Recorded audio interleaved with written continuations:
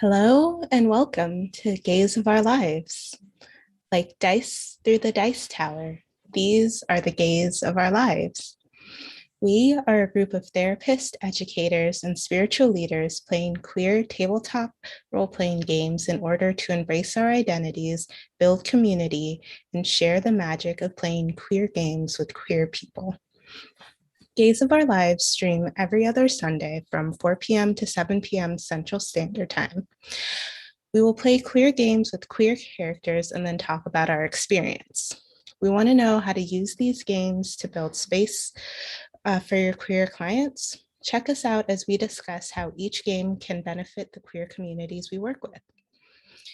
Today, we have a special stream of Gaze of Our Lives. We are streaming Women Are Werewolves with one of the game creators in order to raise funds for Extra Life. I am part of an Extra Life team for Lurie's Hospital, Lurie's Children's Hospital in Chicago, and Laura and Nina are part of a team for UCSF Children's Hospitals. We will drop those links in chat. So yeah, so then just some quick announcements before we get started. So next Friday for the cast stream, we'll be back with Kids on Brooms. And just will Jelly become Jalnathar to the brave, or if Roberts drags Jelly and Eliza to who knows where, will Calvin arrive in time to save the day? And where did Lexi and Riley run off to? Join us to find out at 9:30 p.m. Eastern Time. There's not going to be a Gaze of Our Lives stream next Sunday, November 14th, but tune in on November 21st at 5 p.m. Eastern Time for the next episode of Grand Gubanal to find out if Kavi cracks the cipher, how Bako's Uncle Samuel is involved with the monsters, and if Persephone will tame the beast that haunts Ezra's soul. Okay, so now I would like to introduce everyone to C.A.S. Taylor, and who will tell us more about Women Are Werewolves. Hi, I'm C.A.S. Taylor. I use they, them pronouns, and I'm one of the developers for Women Are Werewolves. So Women Are Werewolves is a card-based story game in which players take on the roles of non-binary characters who belong to a family in which only the women transform into werewolves. Throughout the game, characters explore their relationships to gendered spaces and family traditions. They also explore their relationships to their queer and non-queer family members. At its heart, this is a game about self-discovery and whether you can find or make a space for your authentic self within a family that might not understand you. The game uses an exaggerated gender binary to explore the various ways that people can fall outside of it. This is a queer game. You don't need to be queer to play it, but the hope is that all players will use this game to help reflect on their relationship to their own gender. We are also currently on Kickstarter. We are fully funded, and we actually just hit our 4th stretch goal earlier today. There's 17 days left, so plenty of time. So if you like what you see here tonight, please consider come checking it out. Yeah, congratulations. Thank you. And so I guess to begin, we'll introduce our players for today. I can go first. I am Jessie. I'm a licensed professional counselor in Chicago. I work with a wide range of clients, different ages, with a lot of different issues, and I also do some work in health equity. I'll go. I'm Lara. I'm a licensed marriage and family therapist in the San Francisco Bay Area. I work primarily with queer clients and geek clients. And I also am on the board at Geek Therapy. That's all I got because I'm keeping it short. Hey, my name is Nina. I am the program coordinator at the Cartoon Art Museum in San Francisco, and just spent 2 awesome sessions earlier doing online classes with kids and adults exploring cartooning and storytelling. I'm also the creator and facilitator, coordinator, you name it, for the Queer Comics Expo, and one of the co-founders for the Prism Awards in partnership with Prism Comics, which is a great nonprofit.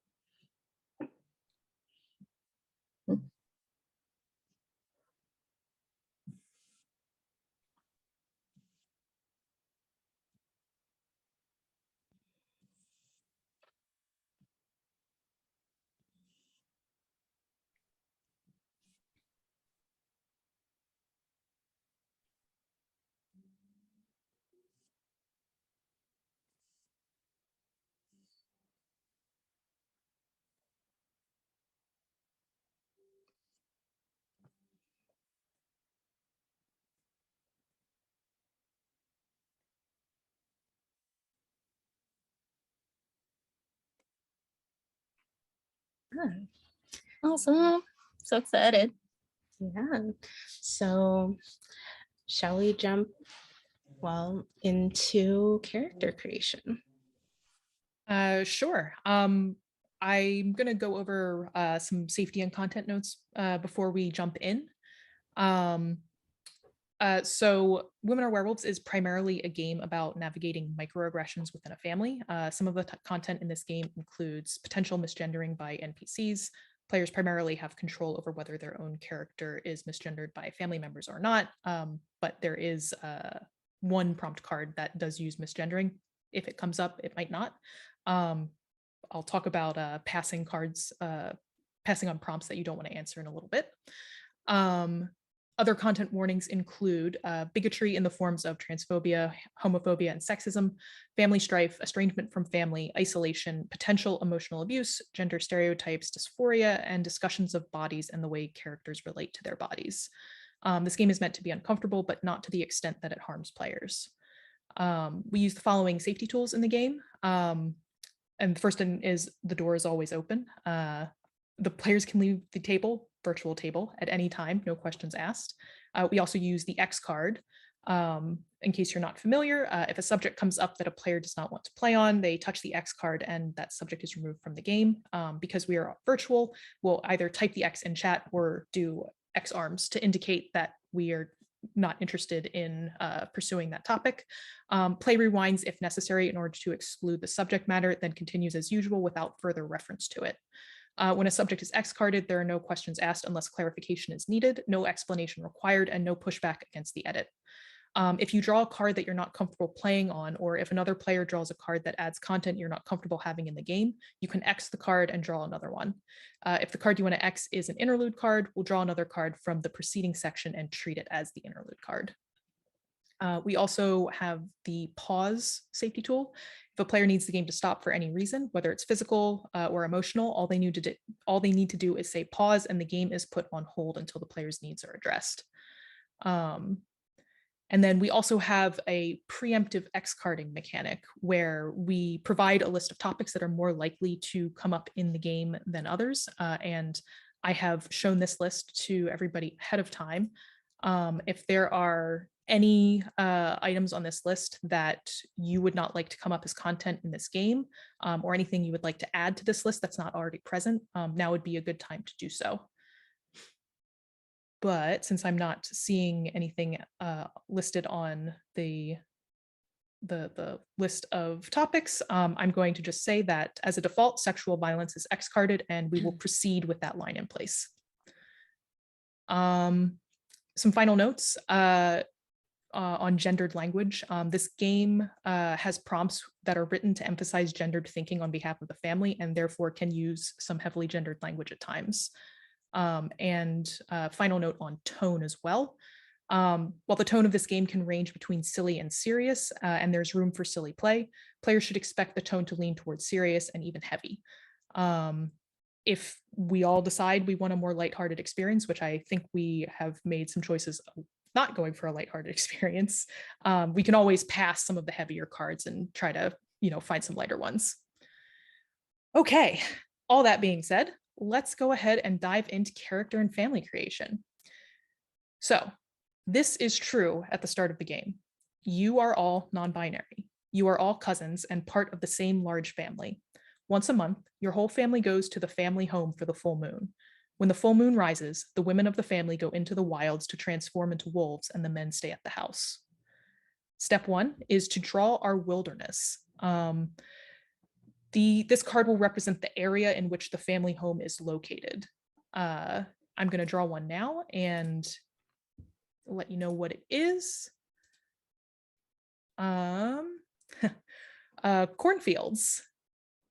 So our wilderness is vast expanse of farmland. I think I heard somebody mention Midwest earlier, so.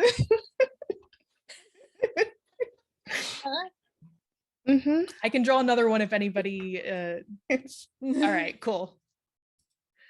Okay. So the next step after you've drawn your wilderness card is to choose your family dynamic.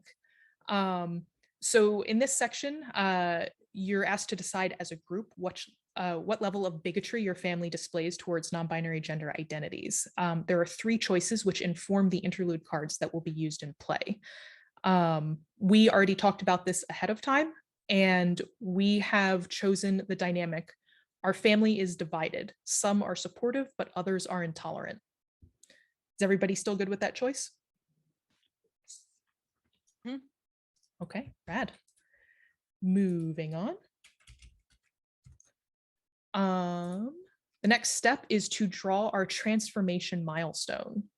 So this game comes with some transformation milestone cards. This card helps define how werewolves work in our game universe. The women of the family will only transform after the event on the card, whether it's related to age, experience, or something else. And I'll go ahead and just draw one of those now. At or after a certain age. And now that we have all that established, we're going to go ahead and create some characters. There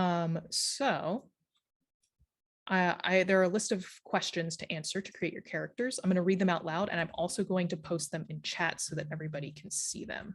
And I'll post them one at a time so they're a little easier to see. Question number 1, what is your name and pronouns?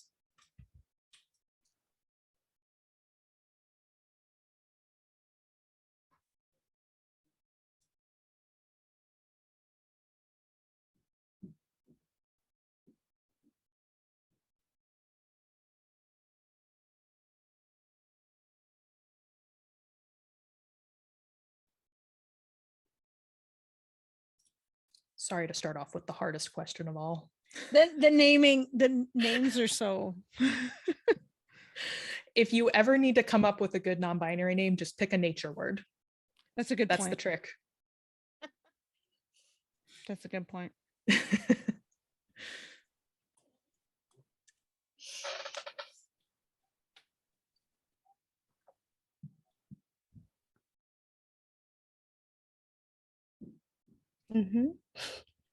Whenever we start a game, Kayla, we need a name, and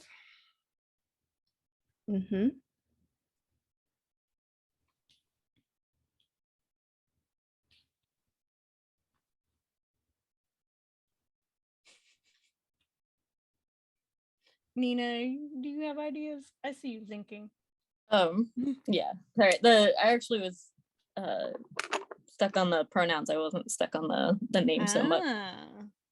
Because I spent my high school years just looking up names and meanings and baby names and for all of my stories that I only got so far with. But so my name so I wanted to address, since we have family members who are and aren't accepting, that those that actually aren't accepting call me April because it's a human name. But my name is Awu. And I love it, Nina. and I did go there.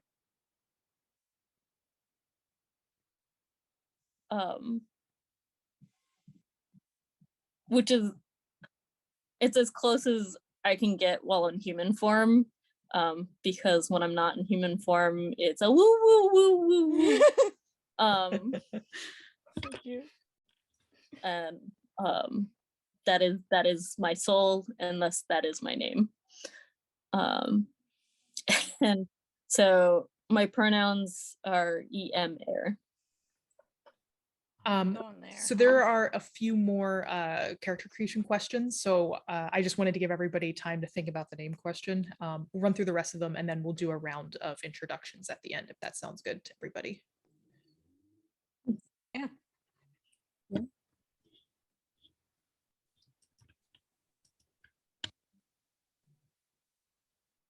Is everybody ready for the next question?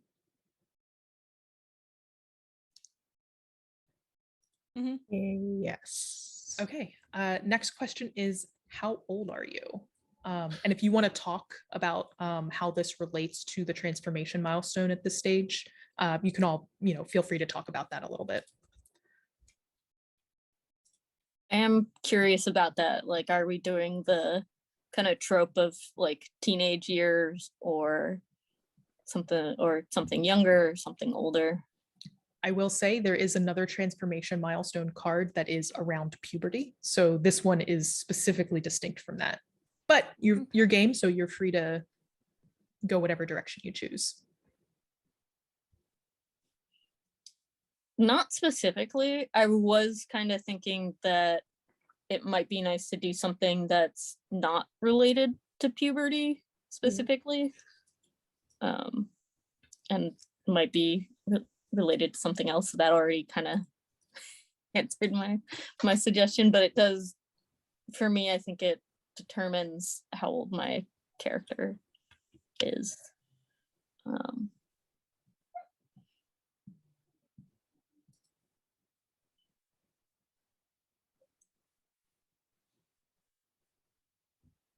Is everyone thinking they're gonna be like, I don't know, like an adult, or is anyone thinking about being an adolescent?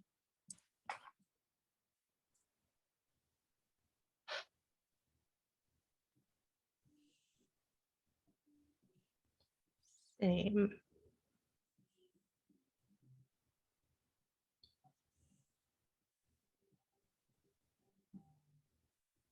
I think I was thinking about either being 16 or being in my like 32 or something, depending on the transformation stuff. What about you, Laura?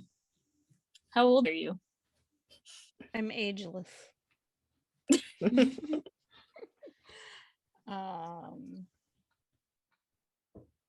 It's interesting because I was thinking I was going to hit that 20 to 25-ish time. But I don't know.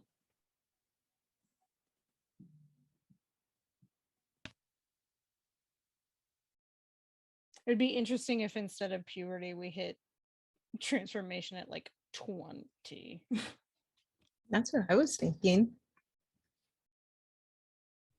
That too. little baby wolves. I mean, toddlers are basically like werewolves, so I kind of like that idea. Let's do that. Okay. So toddlerhood is here for, and what's cuter than wolf puppies? Oh. Dog puppies. Let's just open it up for all the puppies. Yeah.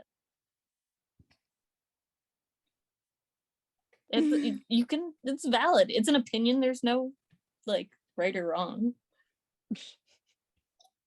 Does everybody have their age locked in? All right, next question is, do you transform into a wolf when the full moon rises? And I will also say the next question after that because it's related. Are you happy with or without a wolf form, or do you wish your body was different?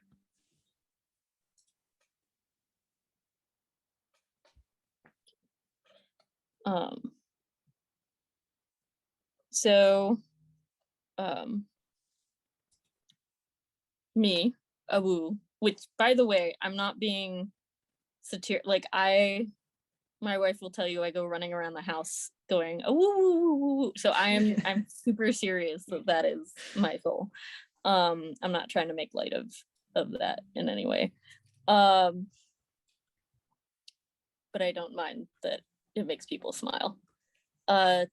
So for my age, I think I'm gonna go with being 16. And I do transform into a wolf when the full moon rises, but I only transform fully into a wolf. I don't kind of get to stop in the middle and be more of a werewolf. And I wish that I could. Sometimes I'm completely happy with that, and sometimes I wish that I could. So this game does not actually dictate what a fully transformed werewolf looks like. So if y'all are good with werewolves in this universe, normally turn into like human wolf hybrids, but sometimes some people transform fully into wolves, as Nina suggested. We can lock that in, or whatever y'all feeling. True, and I guess what I mean is that like, if there are any options about how, or people transforming in different ways, I wish I had more flexibility.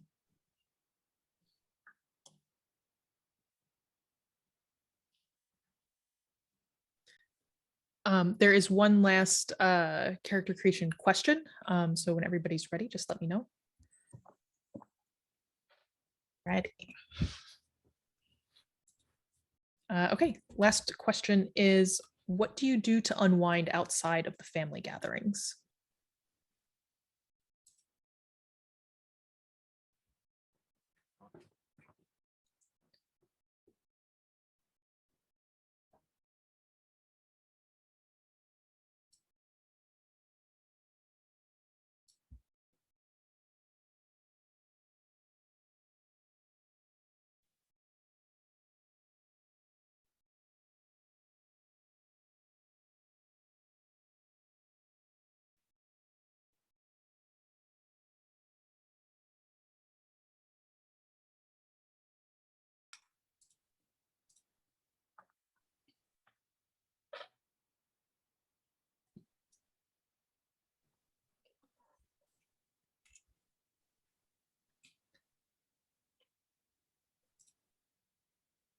By the way, are we supposed to answer after each question, or are we supposed to wait? And It's generally, answer all the questions yourself, and then we'll do an introduction once all the questions have been answered.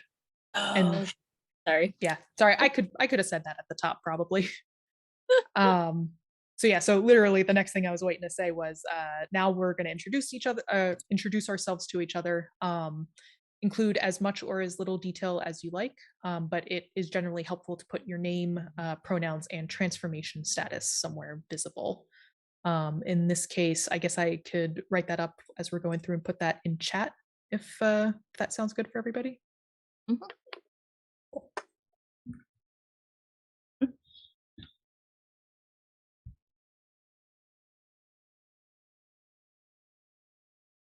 How many O's in AWU? I love it. Oh, I love I'm it. loving this so much. I wrote down 2. So Okay. AWOO.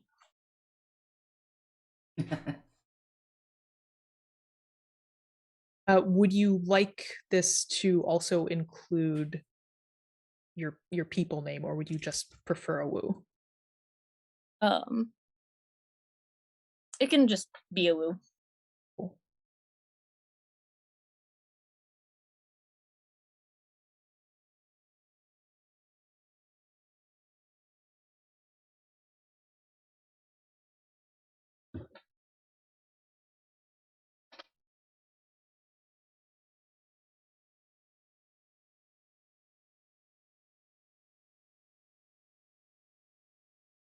Right. So whenever you all are ready, just go ahead and start doing character introductions. I will record them and then I will post them in chat. Cool.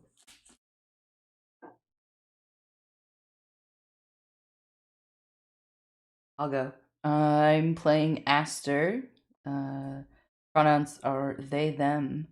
They are 23 years old and they do transform into a wolf, and they are happy with the wolf, and enjoy the transformation. To unwind outside family gatherings, Aster attends field parties and bonfires.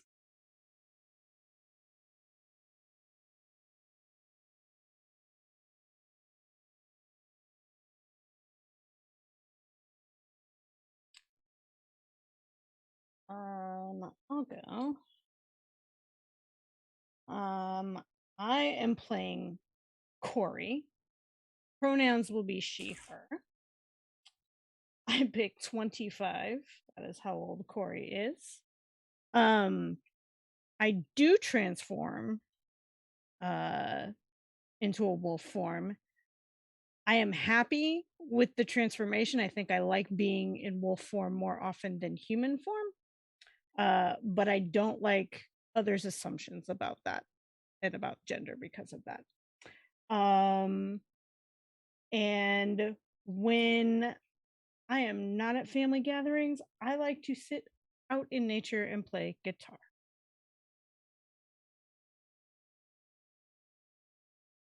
Okay. I am Chuck or Charlie, depending on the family members. Pronouns they, them, age 22, no wolf form. Sometimes wishes that there was a wolf form, but most of the time, generally okay, happy with not having a transformation. And outside of family gatherings, dancing.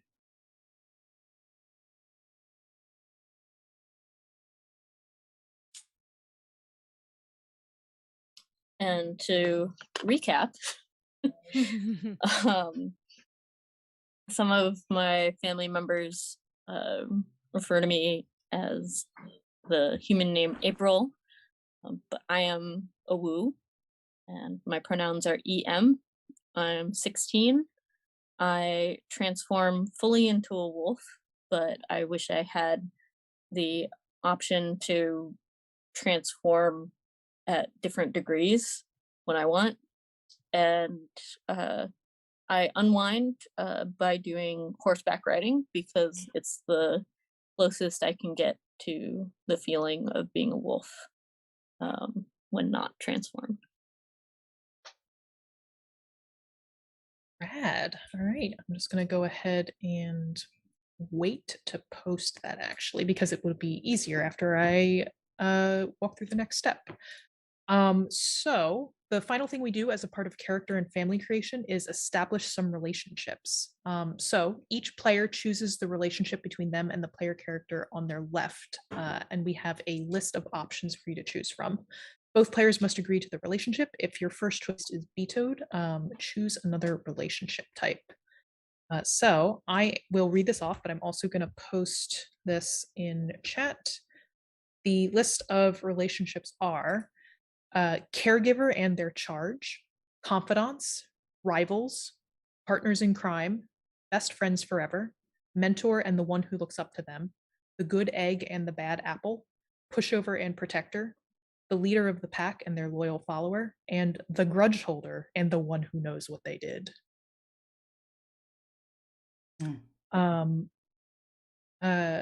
Why don't we start with Aster? And if you just want to go ahead and I guess we'll go, I guess your left would be Laura. Okay. Yeah, on the stream. Yeah. I'm very bad at that, so if you say that that's what it is, then that's what it is. There we say go. that. How old is Corey again? 25. All right. What do Can we be think? partners in crime? Absolutely. Yeah, you know. Great. I mean, that's our real life dynamic too. So That's what I was thinking.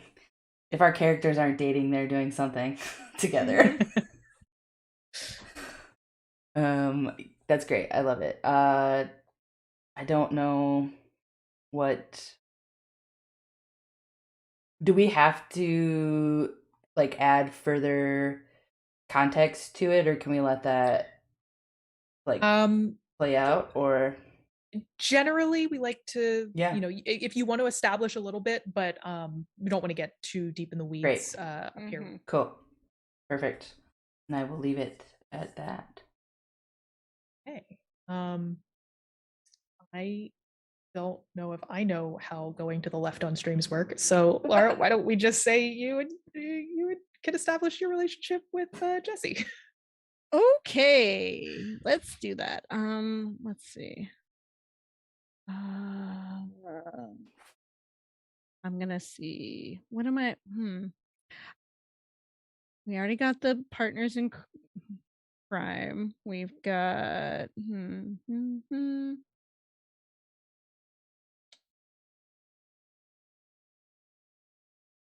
I don't know. I could go for.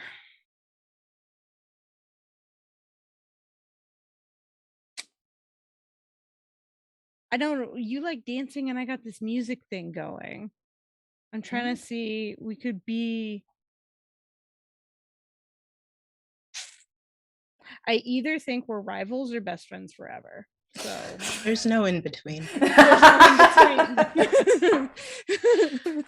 Perfect. I don't know. What do you feel one way or another? My go-to is always to flip a coin. Okay. That did work the last time Jesse did that. I won like 12 gold. So it's okay. good. Okay. I should have picked which was heads and tails before I flipped the coin. Okay, which one's heads, which one's tails? I'll flip again. Rivals is heads. Okay. And I got tails. So we're best friends forever. Perfect. Okay. Well, I don't have to pick one for her. You are going to. Jesse, if you want to establish between Chuck and Awu. Okay, so Chuck and Awu. Awu is 16. So, I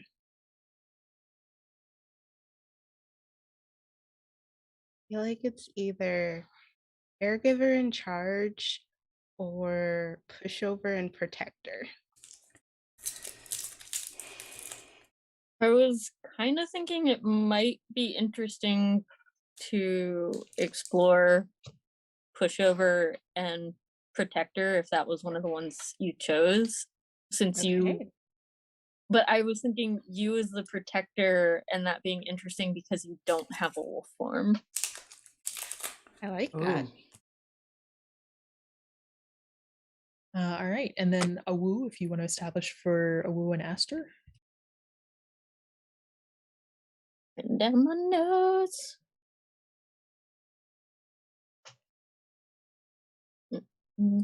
So for me and Aster, I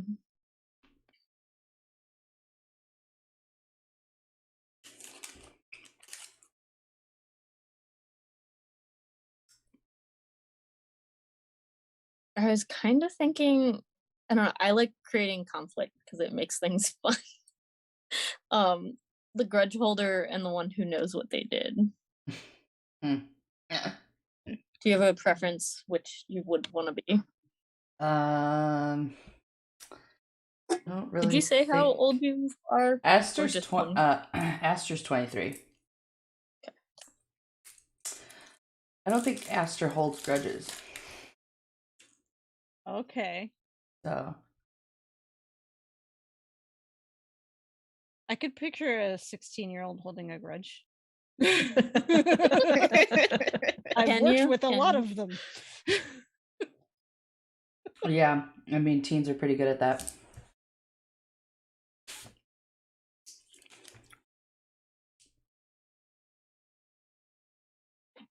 Okay, I've also posted the relationships in chat.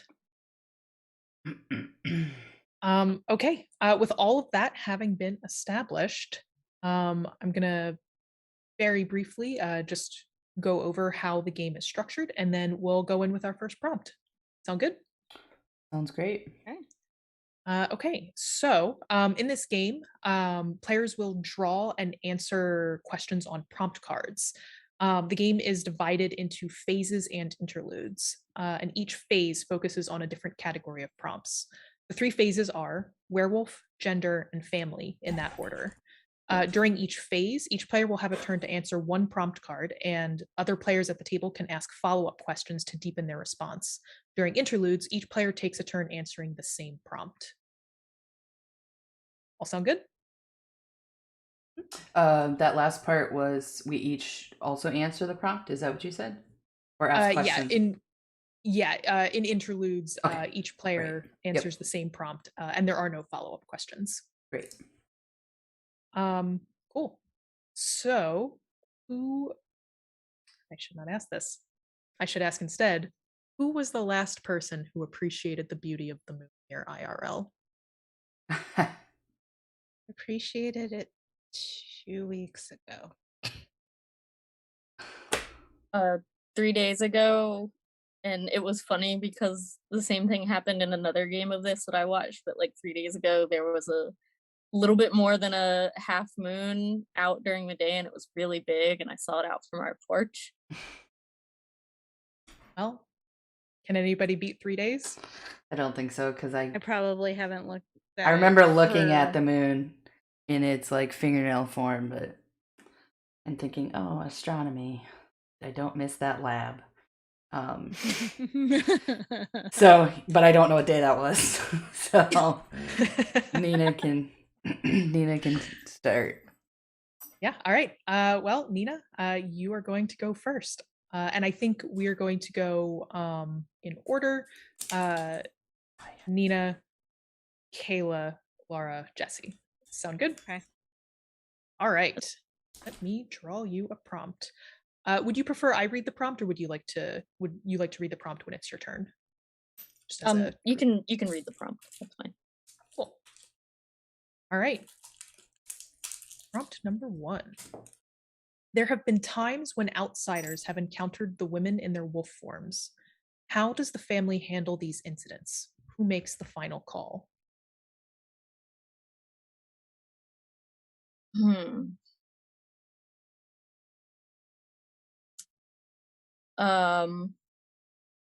I would say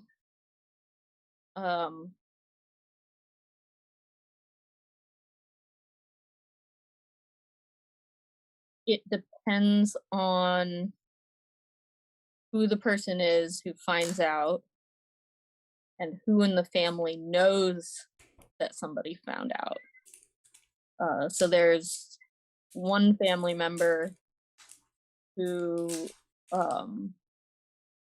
will help to keep it discreet and make sure that the person who finds out is basically sworn to secret, probably like by pretending to curse them or something if they ever talk about it. Which is generally a bunch of mumbo jumbo and not like a real thing. But there is another head of the family where if it gets to the unaccepting side of the family, they make the final call, and it can often end up in the person who found out suddenly disappearing on a hiking trip or something. In this phase of the game, we find it helpful to name these family members as opposed to just referring to them more generally. Okay. So I think the person who is friendly about it is Heather. The person who tries to kind of fake them out, and the person who does not is named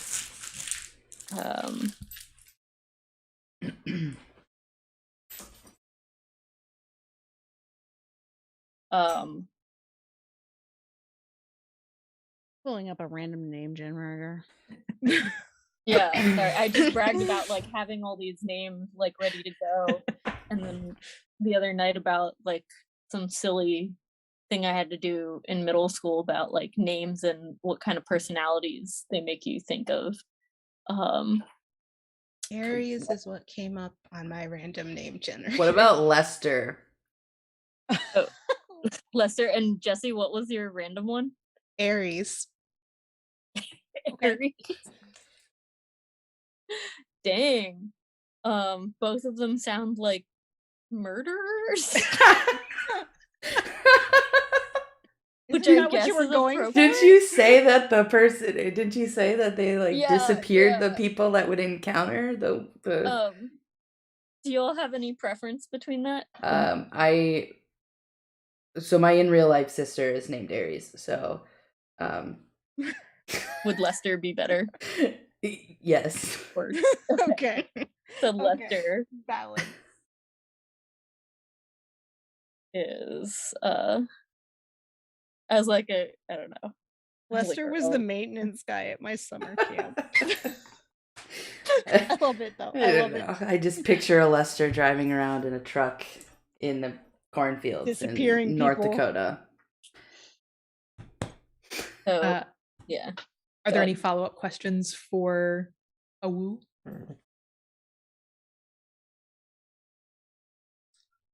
Has Awu ever had to deal with Heather or Lester because of someone?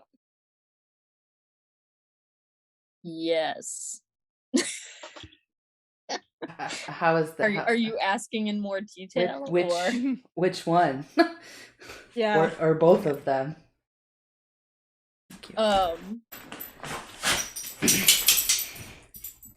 I think Heather actually somewhat frequently, and yes,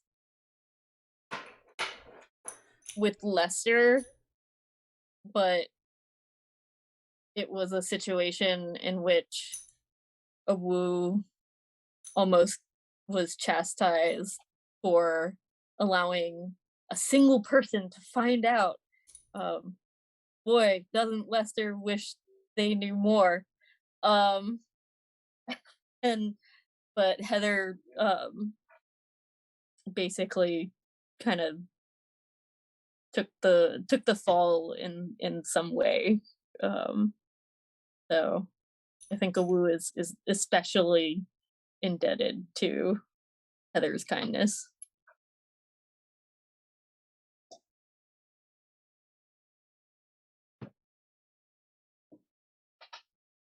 Any follow-up questions, Corey?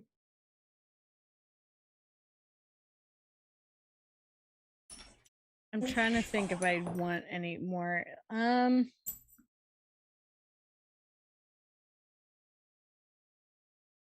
No, I think I'm good.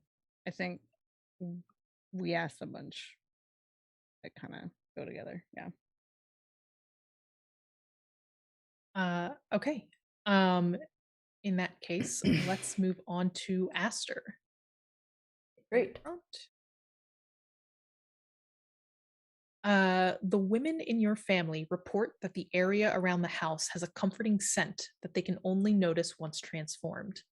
How do they describe it? Which family member claims to smell it even in human form? When we answer these questions, can our answers be a player? Sure. Like I'm just asking in terms of like the second half of that question. Yeah. Okay. In general, the purpose of this section is to establish some other Okay. members of the family. But if Okay. it feels right to tag in another player, that's also perfectly fine. Okay, no, that's okay. So I would say that they describe the scent is described as musky and like a musk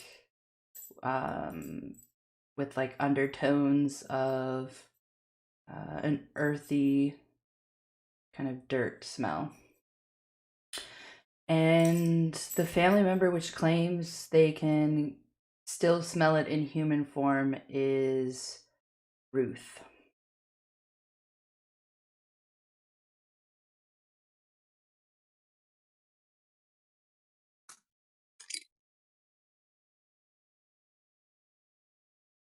Are there any follow-up questions for Aster?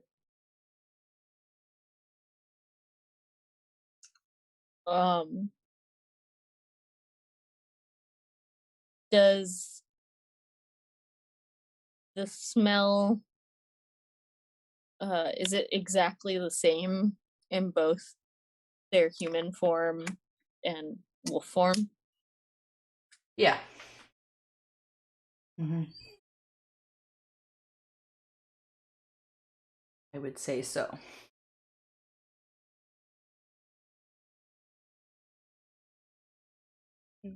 How long, I guess, has Ruth always been able to smell it from first transformation, or was it something that happened later? And also, how long has Ruth been able to transform? Ruth has been able to transform since she was 5, and they've always been able to smell it. So even before transformation. Oh, even before.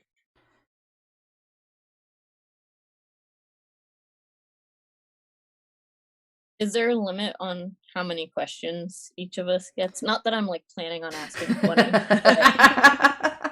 Nina can ask a lot of questions. It's all right. If we start Keep it to, like- running out of time, we'll put limits on. But for now, no, just keep asking. So, what do they think the smell is from? What does the family think the smell is from?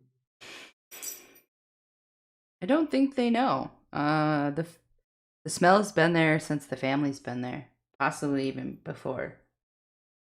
There is not a time that the women in the family haven't reported it.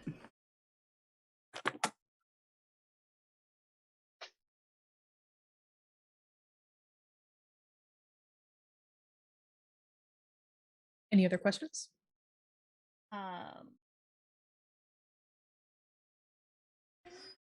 I was gonna ask, how old do you think Ruth is? Is she like older? How old in is the Ruth now? Yeah. We're gonna say Ruth is a grandma now. Okay. Yeah. Like she's like Ruth is in her 80s. Emo. Yeah. Yes. So that leads me to a question that I don't know is it's really relevant to the smell, but maybe to like the transformation of what does transforming do to the body in terms of aging? Like, is it something that ages you more? Does it keep you younger more? Because Ruth is a grandma, young grandma, older grandma. What does transformation do to body? I don't know. That might be a larger question. Ruth is 80, so but I don't know. I mean, she looks Ruth looks like a grandma. What does grandma look like, Kayla? Well, my grandma kind of looks like Queen Elizabeth, so no. I imagine she has curls in her hair and some wrinkles here and there. You're so kind to your grandmother. I mean, I have two very great grandmothers. So Any other follow-up questions? Okay, let's move on to Corey. Okay. There are some wolf form traits that are considered to be particularly feminine. Who in your family is held up as the picture of femininity? Do they actively seek to uphold this image?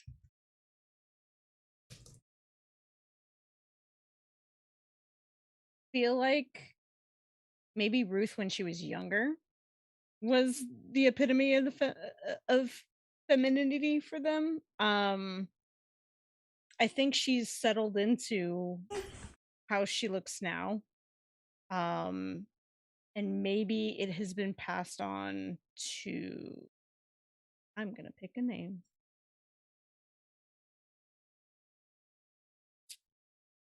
I'm gonna pick the name. I don't like those names. Get more names. First place my brain wanted to go when you were thinking about who it has passed on to, my brain was like, as the pinnacle of femininity was Lester. I mean, we could. Okay. Okay. We can go with, I'm down to go with How old is Lester. Well, Lester? you know, I can't. how old is Lester? I Yeah. can't speak for my brain. So don't ask why. It happens.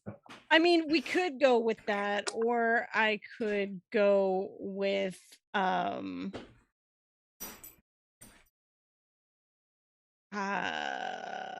gonna go with the name Jamie.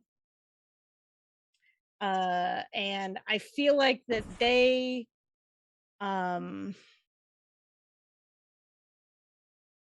like people say that Jamie looks just like Ruth did Mhm. when she was younger. Like the spitting image of Ruth. Is that Ruth's grandchild? Yeah, we can say that.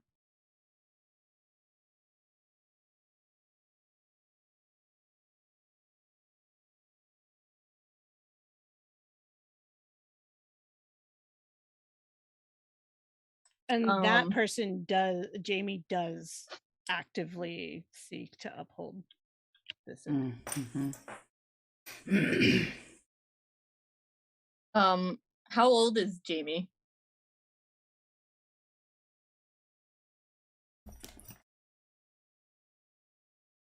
Just older than you to be annoying. 17.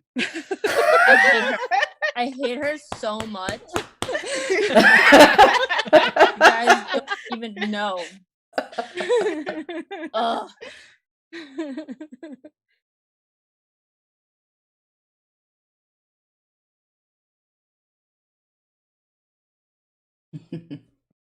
Any other follow-up questions for Corey? I love it. How does Jamie uphold the image? I'm trying to think of a way, like these are wolf form traits. So how we like maybe she goes and takes a bath every full moon as a wolf. Okay. Has like the cleanest fur. Yeah. Okay. Doesn't get any blood if they make like a kill or anything like that. Mm-hmm. All right. Yeah. I could see what. Yeah, I could see that. Mhm. Immaculate coat. Yeah. Painted Yeah. toenails. Like it would sparkle if we were going that way, but we're not going that way. We don't do sparkles. No sparkles. Cool. Question is, because the family is kind of divided, how does each half of the family feel about this picture of femininity? Bye. I feel like the people who are supportive and get it also are supportive of everyone, right? They're supportive of Jamie as well. And the ones who are not accepting like Jamie too. Um which probably I'm gonna say it probably makes a woo like Jamie even less. Look at that Does- face. I guess this also makes me wonder if Jamie's involved in that grudge. Oh. Okay. A team can have more than one grudge. That's true. That is very true. That's super true. I'm sure there's some way that Jamie is involved in all of my grudges. Somehow. Any more follow-up questions for Corey? Okay. Oh, was that Nope. okay? All right. A card for Chuck.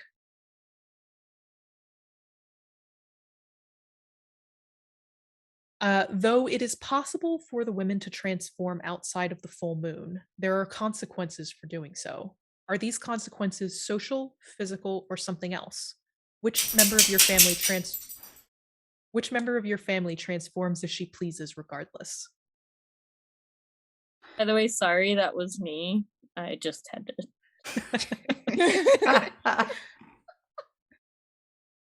So,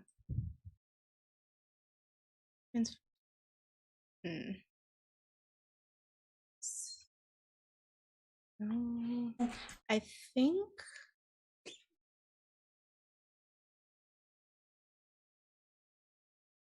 think I guess kind of bringing this into my earlier question, the consequences may be both social and physical. And I think that might be in a way that is like in it. I think the transformation might affect your body physically in a way that the family finds desirable, but society at large might not. And so that would be the social consequences. And yeah, there's a physical one, but it's something the family is okay with. And I think like which family member transforms, I think a woo would want to transform as much as possible, but wanting to bring in other family members, I think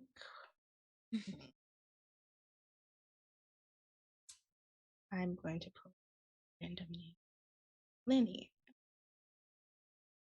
I think Lenny, who is middle aged, yeah, more middle aged, it does choose to transform as she pleases regardless.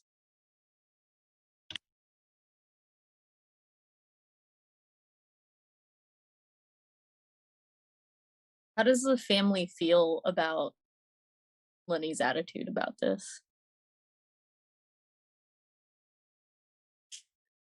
Or I guess how do the different sides of the family feel? I think with the support, like with the supportive side, they continue to be supportive of everyone of Lenny's choices. And with the other side of the family, they don't explicitly actively support it, since there are like social consequences outside of the family, but they kind of implicitly support Lenny's behavior, but kind of like talk about the things that she's doing in a, oh, I can't believe she did that. Why would she do that? Oh, but you know, we should be proud of being werewolves in this way, and this is what we're doing. So I guess, yeah, So it's kind of complicated for that side of the family. yeah, pretty complicated.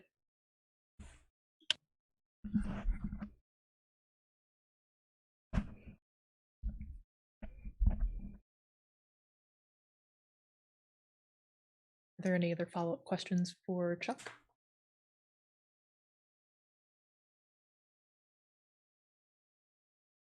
You said that are there like additional physical consequences to transforming outside the full moon? Like how is it different?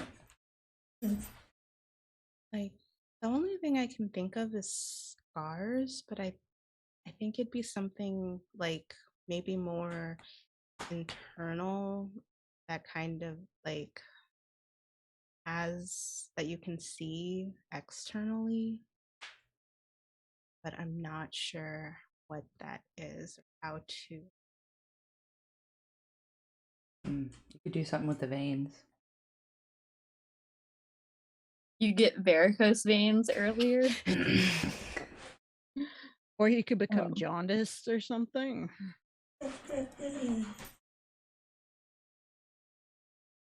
Hmm.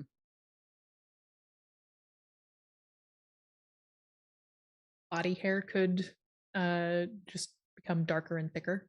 Mm. Mm-hmm.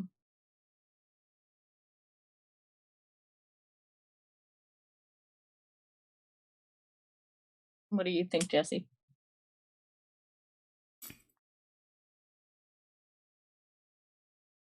I like the like body hair or Mm. like jaundice. What about both? Yeah, it could be both. Well, good news. Can't tell you're jaundiced if you're covered in fur.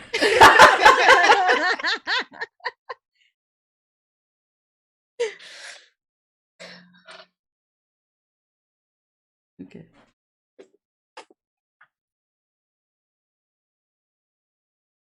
Okay. Are we good for follow-up questions with Chuck? I think Cool. we are. The social stuff is like other werewolf families look down on it. Is that correct? I think it's more like other people who don't necessarily know about werewolves, especially if it's like, a lot of body hair, you're looking pretty jaundiced. Are you okay? Is something going on? Yeah, yeah. Okay. And Okay. that also brings people closer to finding out. Right. Yeah. Okay. Okay. Okay, so that was the werewolf phase. We're going to move into the first interlude. I'm going to read this out loud, and then we're going to go in order. Each person's going to give the answer to the interlude card, and there will be no follow-up questions. And once again, we will start with a woo. So, interlude question number 1. Two family members who used to get along once got into a fight about you. Their relationship is now strained. When did you stop blaming yourself for this falling out?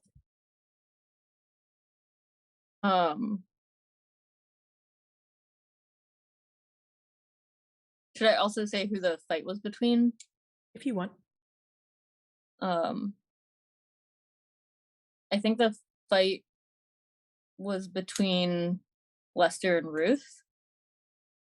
And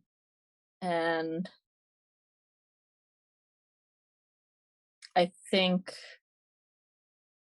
that I try to tell myself that I'm 16, I'm an adult now, I need to get over it.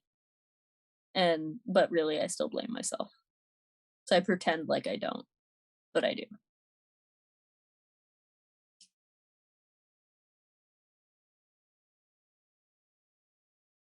Aster?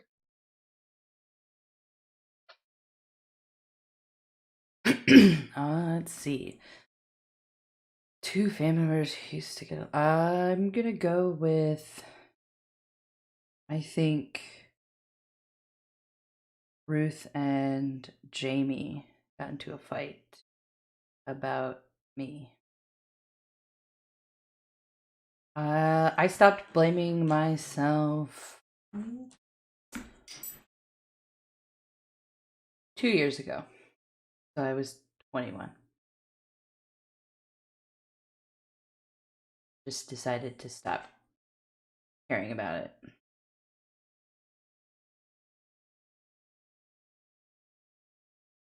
Corey? I'm looking through all the names we have and who they are.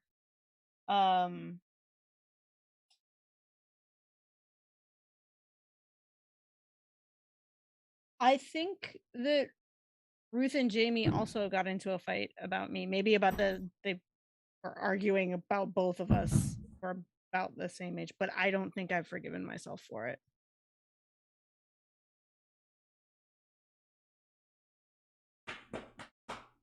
And Chuck? I think it was Heather and Ruth. And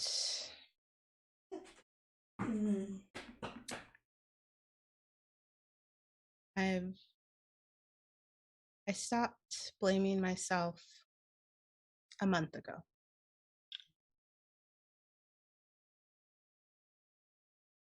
That was recent. Congratulations. Okay, now we're going to move into the gender phase, and we're going to start with Awu again. HA card.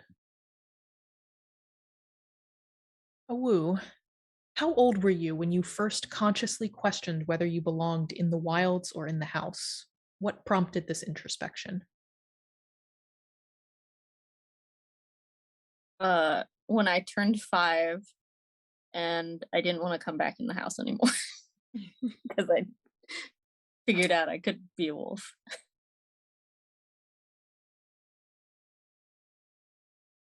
Like I made them put a little doggy bed out on the porch for me.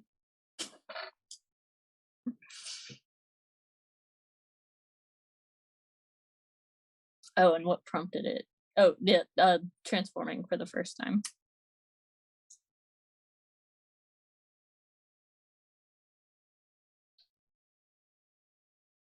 How did you react when they told you, like when they basically said you can't be in wolf form, it's only for the full moon?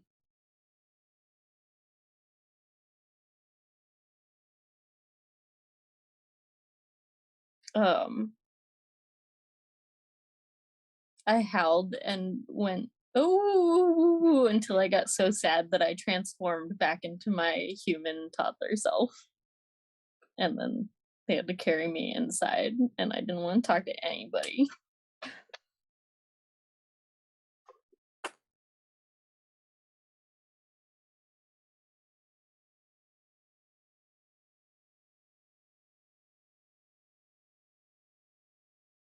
I guess as you got older, how have you felt about that moment?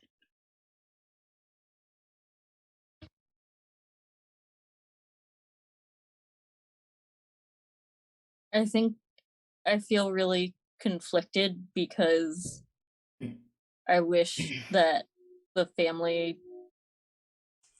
had let me be how I wanted to be, but also I understood that they were trying to both protect me and protect the whole family.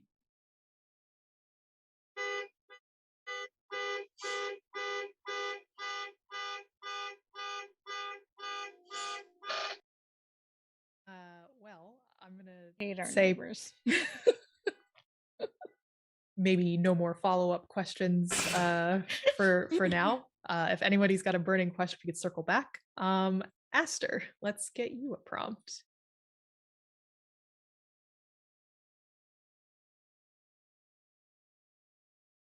The men of your family have certain qualities that are different from normal humans. Which of these qualities are considered the most masculine? How have these standards informed your own sense of belonging? Oh wow. Um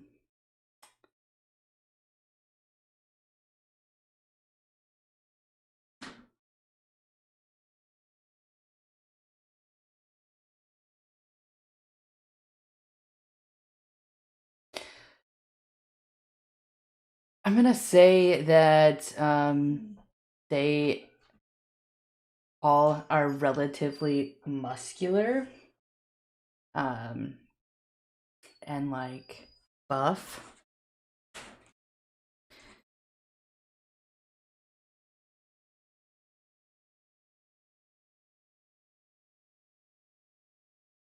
And maybe they also do an excellent job of growing facial hair.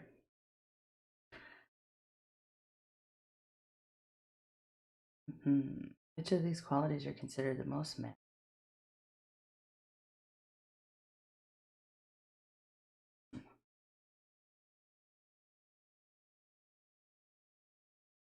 I think that the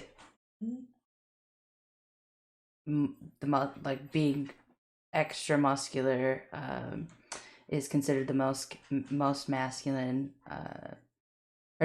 as it's connected to strength. It's informed your own sense of belonging. I feel left out because I don't get to have all the good muscles, even though I try very hard. And as a kid, I wanted to have a braided beard as well, but was unsuccessful at attempting that. So sometimes it makes me feel left out.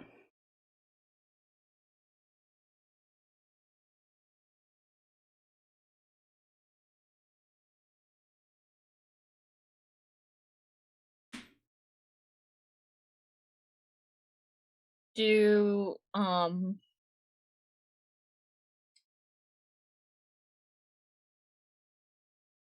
do the men ever try to prove their muscular masculinity against the women who either in general or when they transform?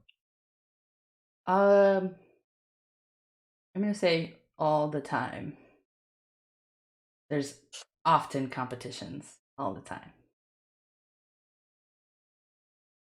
Are the ladies in the family also buff out of Um, form? not. I don't. I think naturally they transform into werewolves. So I think naturally there's like some muscles, but and leanness. I think however, they the men get like it's like intense, Right. like So so. if the men are like Mm. tossing logs across the cornfields, can the women also easily like do it Um, to have competitions? Or is it like I'm not sure if or I don't know if they're those kinds of competitions. I don't know. But I don't know what those. I don't know what it looks like. Maybe I don't know. The men are often attempting competition. Mm-hmm.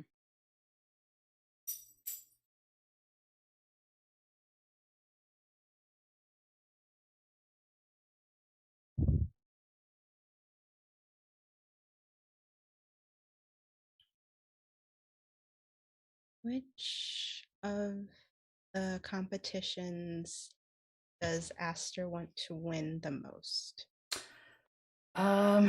Probably. I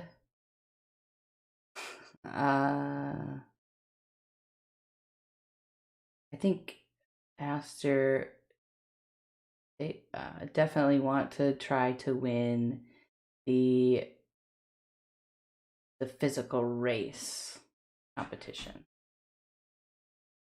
I think they want to be the fastest and prove that you don't have to have like the best muscles to be the fastest.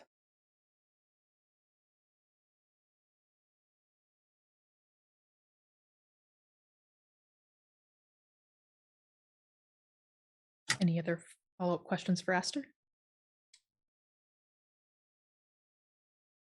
Okay, let's move on to Corey.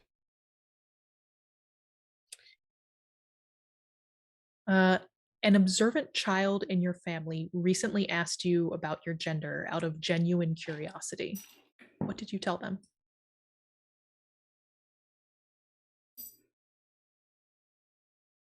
I told them that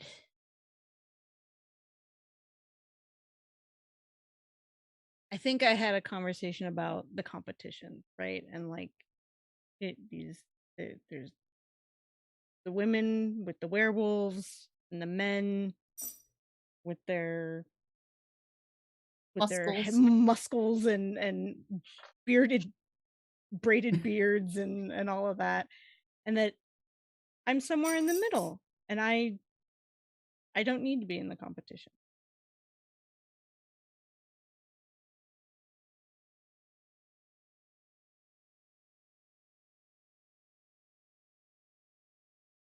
Do you not feel a need to be in the competitions, not want to be in the competitions, or do want to be in the competitions but are trying to talk yourself out of feeling like you need to be part of it? I think that I used to want to be a part of the competitions and have gotten to a place where I'm just happy being a wolf on the full moon and playing my guitar. I think I've gotten to a place where that's what I want to do. And sometimes getting in trouble with Aster, but that's the only competition you want to win, is it? Helping Aster win the competitions. Now that's the real key. There you go. I don't need to win them. I'm helping Aster win. My question, whose child is this, and why did they choose you to ask this question?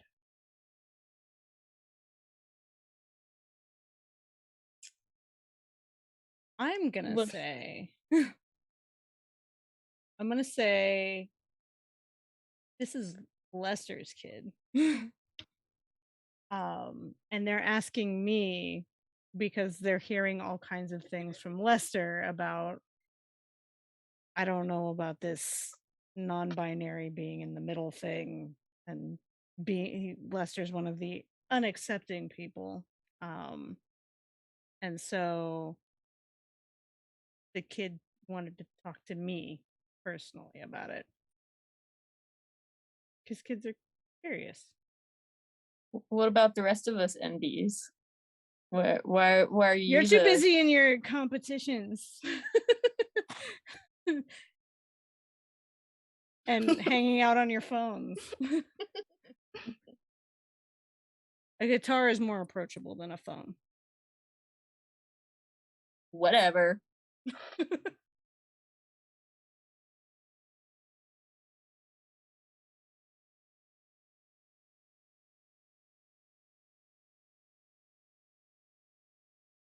Any other follow-up questions for Corey? Okay, on to Chuck.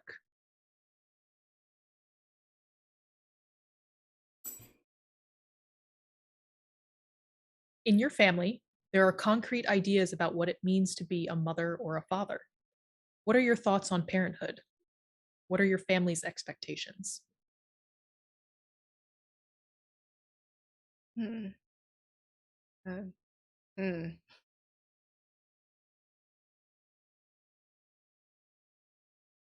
This is harder than I thought. Hmm. So, Chuck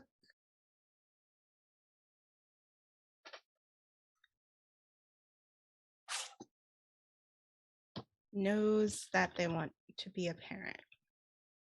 This is something that is very important to them, especially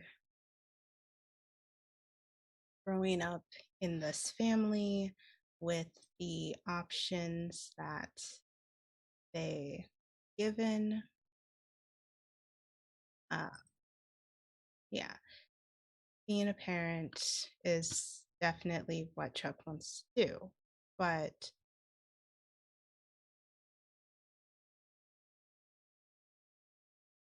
especially to break down the difference between what makes a mother, what makes a father, since it's so concrete within the family and so specific. And existing in a place that's more in the middle, Chuck wants to show, hey, you can have both. There can be a mix. Yeah. There was a part 2 that I think I skipped. Oh, it would really help if I posted this question in the chat for you to reference. I'm sorry. Okay, so family expectations. So I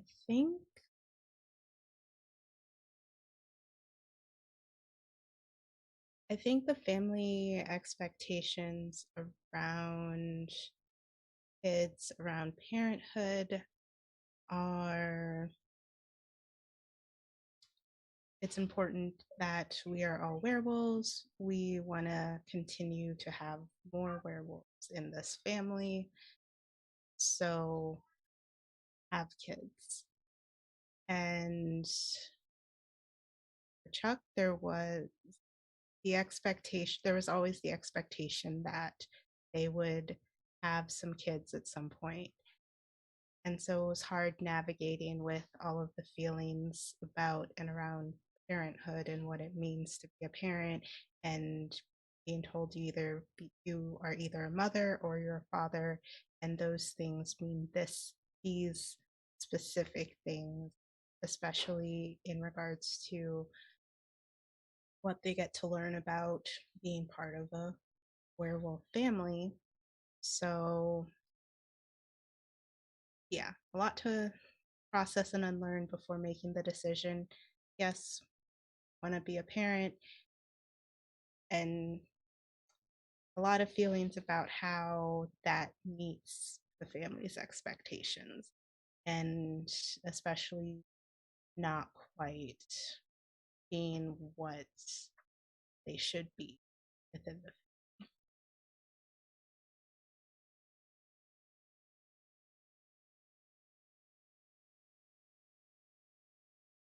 Are you ready for follow-up questions? Yeah. Are you sure? Yeah, I don't know what else to add. No, I just like my questions. I don't know. It's not that bad. So does the family have preconceived notions about, like, obviously there's a preconceived notion that if you're a woman you're a werewolf, and like that's the, at least from the non-accepting side of the family, like are women or those who transform into werewolves coveted over like male babies or those who otherwise can't transform? I'm gonna say yes. Yeah, like definitely better if you can transform. And since Also, is Chuck or Charlie, you mentioned those names are for one side versus the other side of the family? Yes, Chuck is what's preferred. Charlie Okay. is what the other side of the family chooses. Ugh. Um, so since Chuck doesn't have a wolf form, how does that make them feel? They are mostly okay with it. There are sometimes, especially during the full moon, when they're left behind, where it's rough and where it's just, I don't want to be here right now, but this is where I'm supposed to be. And a lot of like spending some time outside during the full moon, maybe wandering close to home, not going too far into the cornfields, just because it's very easy to get lost within cornfields, even if you were just where you. It's very easy to get lost in cornfields. Things happen in cornfields. A lot of things happen. So A lot of horror movies. a lot of got lost in a lot of cornfields when I was younger. Oh no! We have had that on an X card. Yeah. I love cornfields, but also like so easy to get lost. So Chuck knows better, doesn't get lost, but just a lot of time to just be introspective about their place within the family. And also, I guess a follow-up part of that same question is, how does Chuck feel about being sort of valued less by the family because of not having the transformation? Yeah. Well, a lot of feelings. Like a lot of, okay, well, I didn't transform at age 5, so that means I begin training for these competitions at age 5.5 because there's the little toddler competitions as well. Which is very funny to watch as they're still not coordinated enough and don't Right. quite understand the rules, and halfway through get bored and wander off to do other things as kids do. I love it. Thing. So I'm so thankful I asked, even though this wasn't exactly what I asked. But I'm so thankful for your answer. so I would say Chuck was definitely one of the kids that would start and then get distracted, and most of the other kids would like adapt to that as they got older and learned the rules, and Chuck just was like, nah, I'm gonna go off and do my own thing. And then like somehow started dancing and got into like dance classes and really very much likes just going off listening to music and just fully expressing themselves through movement in that way. That's not necessarily like making sure you're like bigger, stronger in that way, because dancers have to have a lot of strength. It just might look a little different. So, yeah. So, I guess I'm thinking high school's when started dancing more, or maybe just started dancing at all, or like started dance classes. Right? But that's when started realizing, you know what, my values are different than what the family values. The supportive side of the family is going to support me no matter what. So I'm just going to go do my own thing. So a lot of working through the feelings of not quite belonging that happened at first.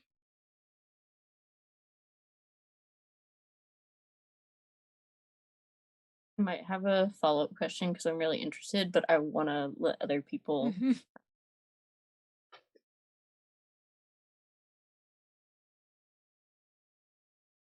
I mean, seems like your next follow-up question is the next one that we've got, so go for it. So is, because we're in the gender phase, so is switching to dancing also when you came into knowing about your non-binariness, or is that something that you've always felt or known more consciously? Obviously you seem to always kind of feel like the competitions weren't really your thing. Yeah. Yeah, I think it was like, I think it did become more of a conscious thing when they switched to dancing and when they started doing the dance classes. And yeah, all of that thinking, dealing, processing in adolescence, early adolescence, and now at the mature age of 22 has figured out everything in the world and will realize at 23 that's not true. And then again at 24 and 25. Yep. And again at 35. And what are you talking about? My recent breakdown in real life? But anyway, no, not really breakdown. But on the more humorous side, were there any standout toddler competition moments? I want to say they tried to do a toddler relay race, and so they were like supposed to pass certain toys, but some of the toddlers who like got the rules and it's like you run and you hand the toy off, when they got up to the point where they had to hand the toy off, they didn't want to hand the toy off. So then there was a fight, and then it's like, this is my toy, no it's my toy, no it's my toy. And then other toddlers who just got bored and wanted to play with the toy. Some didn't like the toy, so they chucked the toy, and instead of running, they went to go and like do one of the other toddler activities. Let's say, what would be another fun toddler game activity? Instead of throwing logs, they were teaching the toddlers how to like throw inflatable furniture, like the early 2000s inflatable furniture. Yeah, that's great. And so they would get distracted by that. But then because they are toddlers, they would try to throw it, and then it might toss it, but it might like get blown away by the wind, and then it would be hitting the toddlers and knocking them over. And so That's great. The toddler activities are more new and were a mistake, but nobody is willing to admit that it was a bad idea. Right. Jesse, you have the best answers. I know, always. Jesse's great. Fantastic. I have a question, and maybe you answered this, but what happens if someone decides to not have a child? Whether that's not carrying a child or just not having a child. What is there a difference? Is the family divided on that? Or do they agree? And if they're divided, how does each side react? So I think it is a difference in what they say versus how they act, in that the supportive side is always very much, yes, this is your decision, it's your life, you can do whatever it is that you want, and we completely agree with whatever decision that you make. And they are supportive because that is what they're trying to be. But also there's a lot of like, I know you've made this decision, this is your decision, I completely understand, I honor that decision, but like just like it's important to have more kids in the family, and we have all of these traditions. We are a very special family, and it's something to consider. And like, we are a community, we're a family. You don't have to raise the kids yourself. Like, we'll be here to help, we'll be here to support you in any way. And so the supportive side does show support, but also constantly brings it up more than you would like. And then the non-supportive side is just like, that's a very selfish decision that you're making. And why would you choose to make that decision? You know how important it is that we keep this family line going and that we have more werewolves. And so there is no, they say they're on opposite sides, but they are on the same side when it comes to kids. It's just how it's described. How it's presented. Yeah. Following that up, what happens if somebody has an unwanted pregnancy? How's that handled? Is it a thing, or is it just So it's not a thing in that for the family, there's no such thing as an unwanted pregnancy, but for the individual, they might feel differently. And so it's a lot of, I can't talk to anyone about this. I can't go to my usual support because I have to figure out and make a decision. And depending on my decision, I'm allowed to tell someone or I'm allowed to tell someone, and that means I can tell the whole family, or I hold this with me forever. Because even if I tell someone and they promise they won't mention it, it will come up in some way. They won't mean it. They won't mean to talk about it, but it will come up and everyone will know, even if it's like 5 years down the line. Has anyone been disowned? No. The family refuses to disown anyone, even if they disagree, which can lead to a lot of discomfort for the person who may try to get away, because there's no other safe place for you to transform on the full moon. Or no one else truly gets or understands everything about who you are and like how you are this jacked, how your braid, like the best braids in your beard that you have. No one else will truly understand that. So there is no, the family refuses to let you go, whether you want that or not. For the sake of time, I'm going to say no more follow-up questions from here.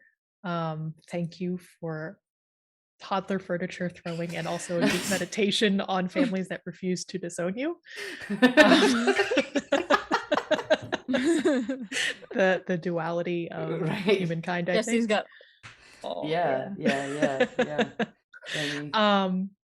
That is the gender phase. So we're going to do interlude 2 now. And once again, we will start with a woo. Question is, there was a family member you once felt you could talk to about anything, up until a moment when you realized they were not safe. Do you think they were always unsafe, or did something change them? What changed within you at that moment?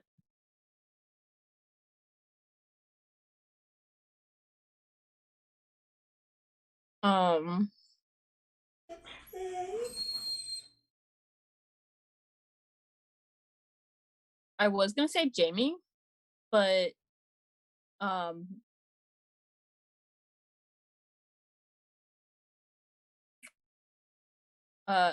Aster knows what they did.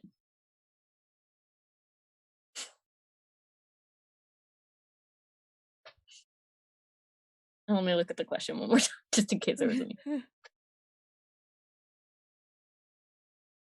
So, I think that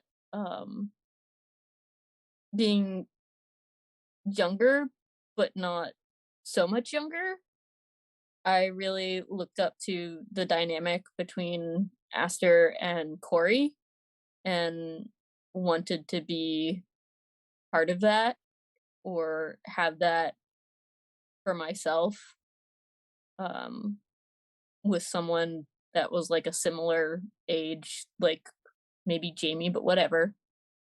Um,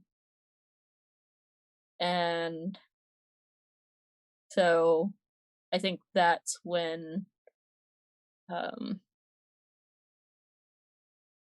that's when I became much more of a lone wolf, you could say. I'm You loving live for all of that. the faces that are just like, "Mm, why? Why the terrible pun?" I'm good. I think that's it. Yeah, Aster.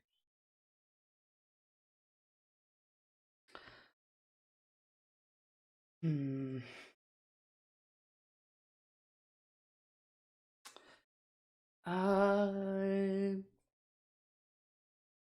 I think I used to be able to talk to my twin brother Craig about anything up until um, they were the first person I told about my non-binariness, and they responded negatively, and it resulted in, let's say I think I was like maybe 16, and they told our parents, and I ended up having to move in with Corey and Corey's family. And what changed within me at that moment? There are very few people that even though the supportive side says they're supportive, there's like a mid-level distrust of that. And there's only a few individuals that I feel safe enough talking to about things. There.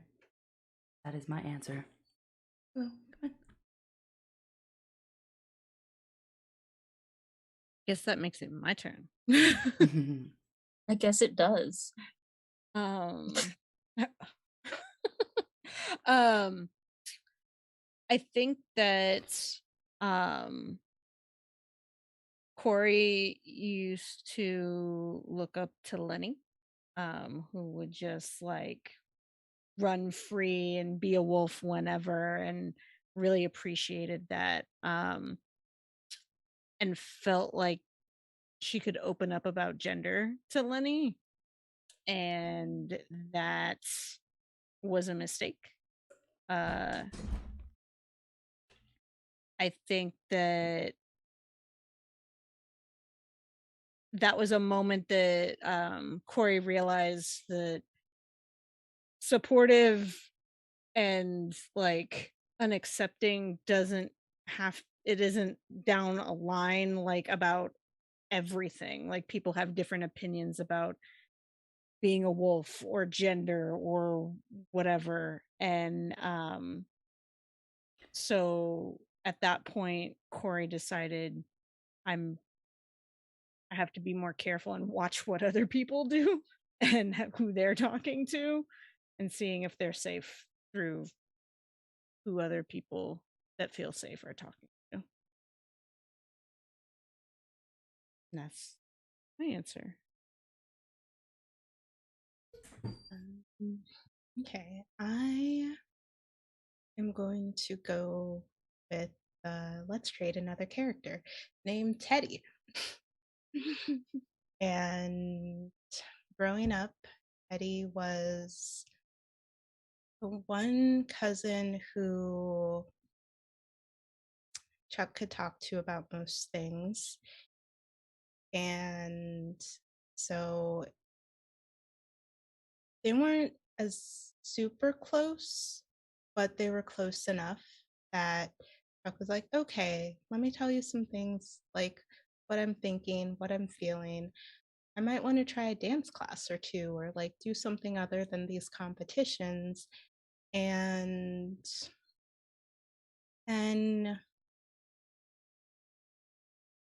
Eddie's parents, let's say, are from more of the unsupportive side of the family. And at first, Teddy was fine with it.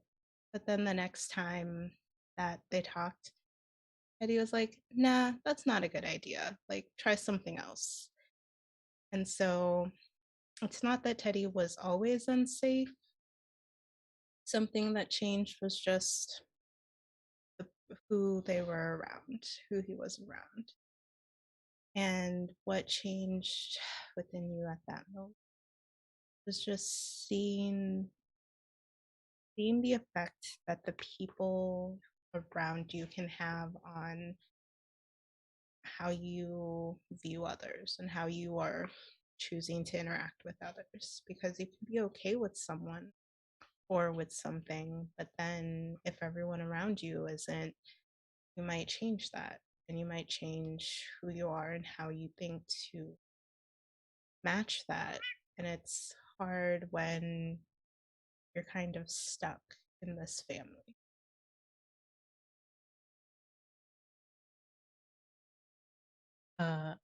All right. Since that was the end of interlude 2, I think that we have a break at this point. Yes. Yep. We will take a 10-minute break, and we'll be back with the rest of the game.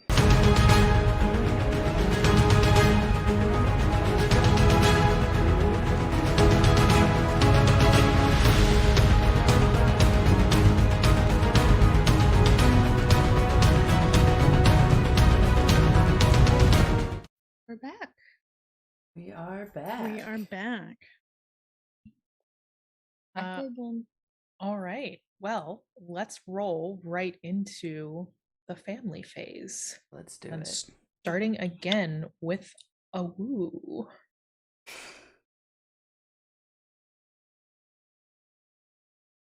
All right. When a member of your family achieves something important, they are celebrated by everyone at the next gathering. What achievements of yours have they celebrated? Are they the achievements you would have picked for yourself?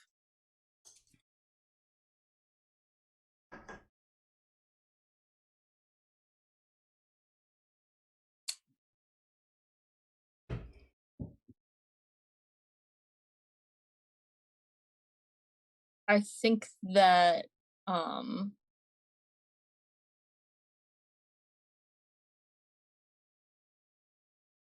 I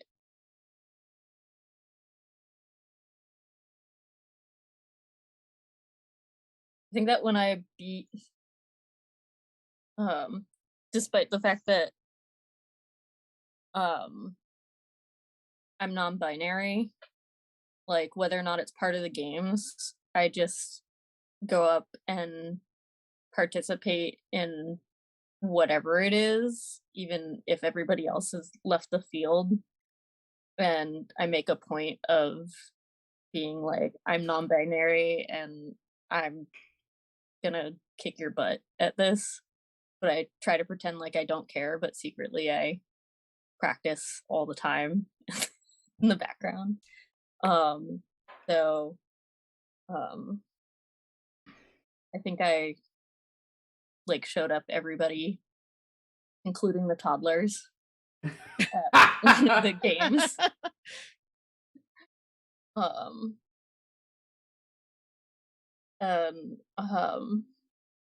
mean, I probably do something like I pop all the furniture and make all the toddlers cry at the end of the games, but You're so mean. I don't do it to hurt the toddlers. I do it to mess with their parents. the toddlers are just unfortunate, and I will probably regret it later in life. But I'm 16, so leave me alone. Uh, and so yeah, so I probably should have everybody in an event. Halo, what's a really good cornfieldy event? Uh, a good cornfieldy event. I mean, fires are after the corn's been harvested. But I mean, a corn maze. Mm-hmm. So I found Those my are way through the classics. corn maze faster than anybody else, and then I set the whole thing on fire.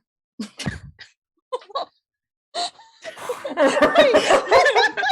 not in it. Right? No, because everybody else Oh, they already has already went. gone through. They already went. Well, you did it just to do and it. then to show Goodbye, corn. The edible corn. Hello, popcorn. and then it created like a mountain of popcorn. I'm gonna have the hiccups for the rest of this game. Thank you.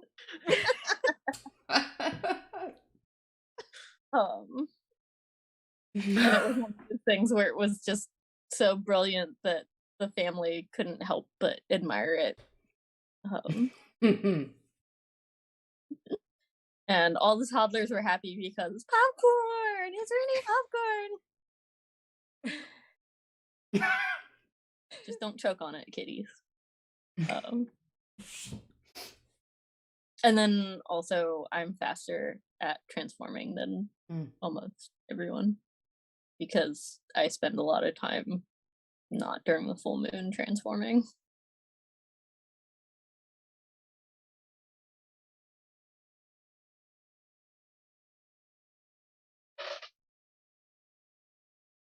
Any follow-up questions for Awu?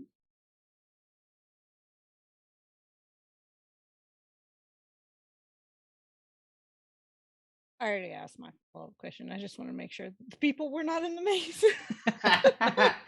I think so.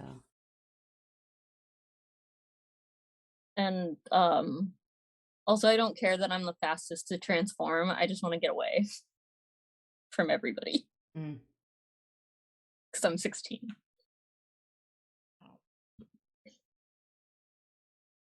Okay, let's move on to Aster. In the past, you faced consequences for refusing to participate in certain aspects of the monthly gathering. What were those consequences supposed to teach you? What has changed since then?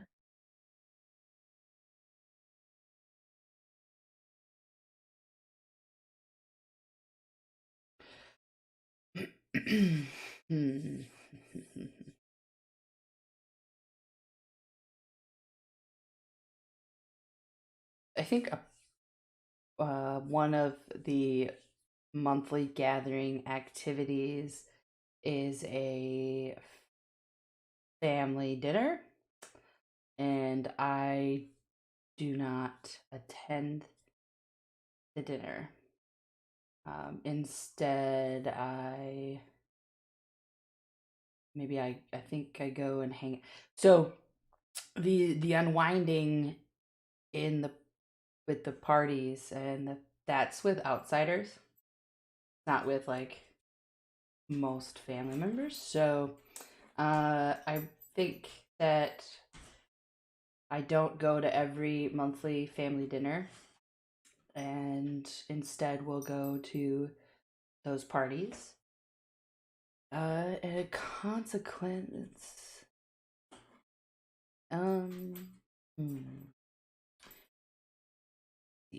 I think maybe I've had to do like given consequences of having to do like all of the really terrible chores. I'm in farm country, so that means like early mornings, things like that. And Like putting your hand in the back end of a cow. Chores. I don't think we have cattle. Oh, too bad.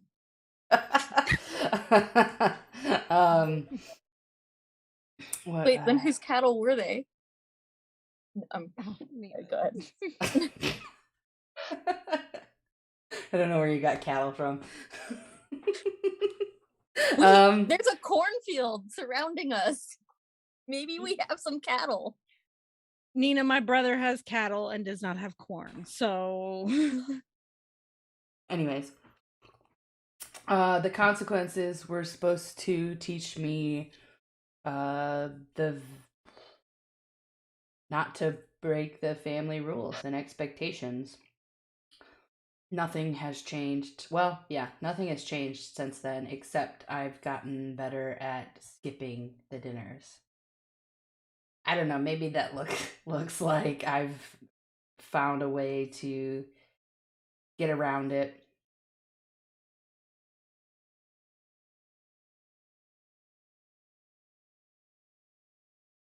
Do you have an accomplice to help you get away with everything? Absolutely. Corey, of course. of course. We are partners in crime. What does Corey do to help you get out of it? Probably runs interference.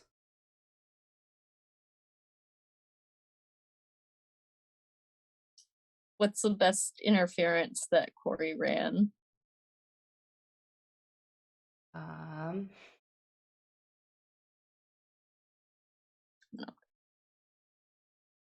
I There's probably some very elaborate scheming and distractions that Corey comes up with.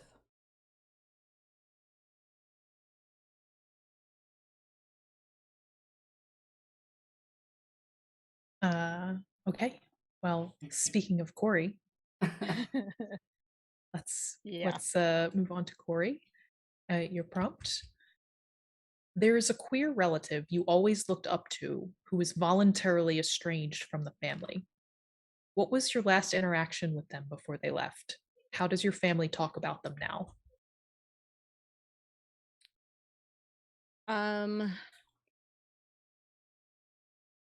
Feel like I'm done with the random name generator.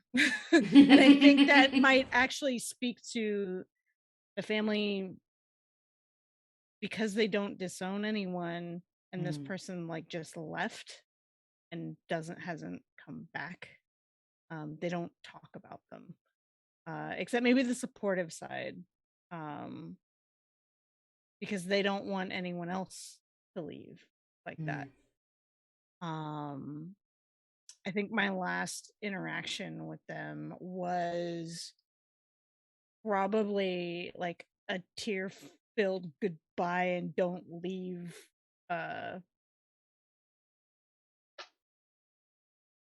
because they were one of the few people that I could trust family. Yeah.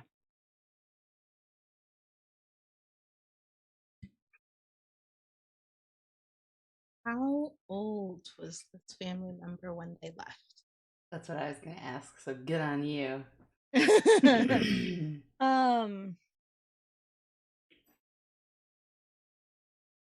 I want to say like 19.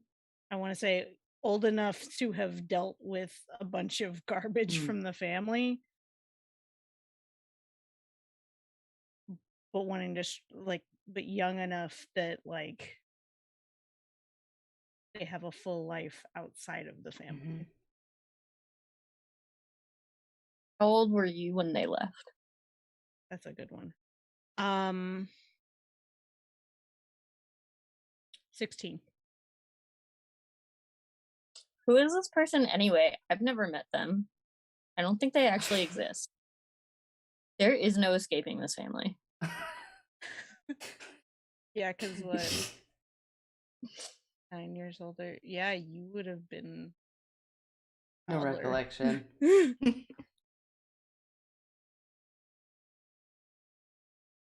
I'm done. Yeah. Sorry. Just gotta get in as much teen sass as I can. Are we good to move on to Chuck? Mm-hmm. Let me know if you want me to draw you a new one, because it's possible you might feel like you don't want to touch on this similar topic again. But the prompt that I drew was, you grew up with a cousin around your age. Unlike you, they have embraced the family's gendered traditions as they have gotten older. How has your relationship changed for the better? What can you no longer talk about with them?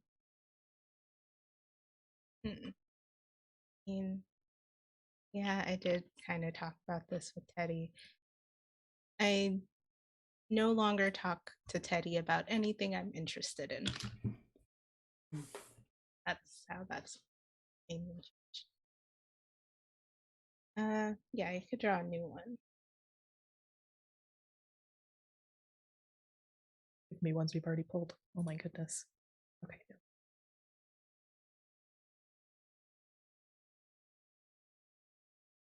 All right.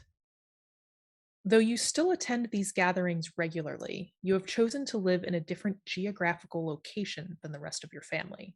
How do they make you feel guilty for leaving? How do they make you feel welcome each time you return? Oh, I'll say I'm still in college and I've decided to do at least the 5-year program, and it might extend in another year, so that it's 6 years.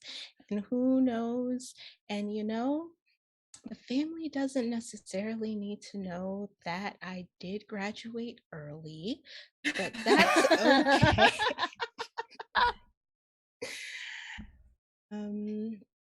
So every time I come back, it's, oh, we're so happy to see you. It's been so long since you last came home to visit. Like, when are you next coming back? Don't you have more breaks from school? Don't you have like more time off? Oh, you can do some more online classes. There's a school not far from where. Oh.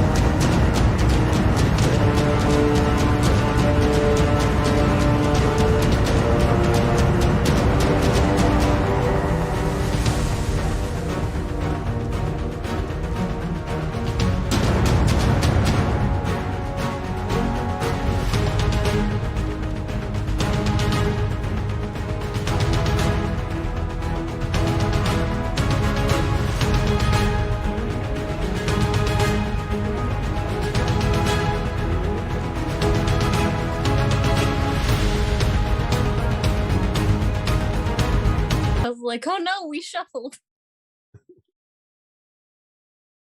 Okay, there. That happens. All right, we should be good, I think.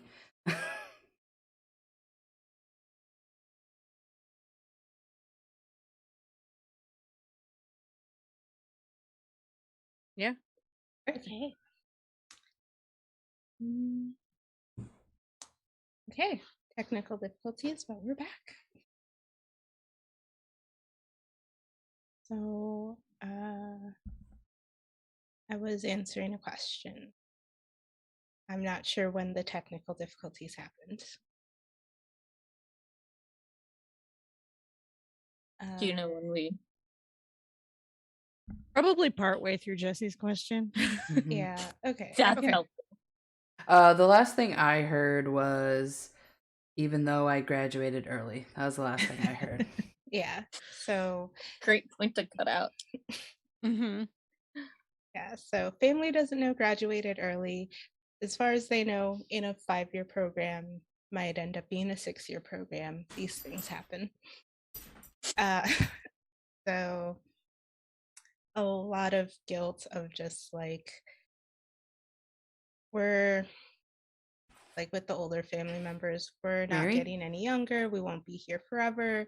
There's a lot that we um, still want to teach you, want to spend time with you before it reaches the end. Like you need to spend more time with your family. We're the only one that get you, the only ones that understand. And so that's a lot of the guilt for leaving. Once you're done with school, you have to come back and you have to help us and support the family the same way that we've helped and supported you. A lot of that guilt for leaving. How they make you feel welcome each time you return. Doing a lot of things of like, oh, you have a science major. Here's what I learned about that topic this uh, in however long it's been since I last saw you. Oh, I was talking to someone who is in a field that's similar to what I think your major is. So I know some things about it and just trying to connect through school since that's what uh, Chuck is away for right now. But the family doesn't know Chuck's major is not in science, it is in creative arts with a minor in dance.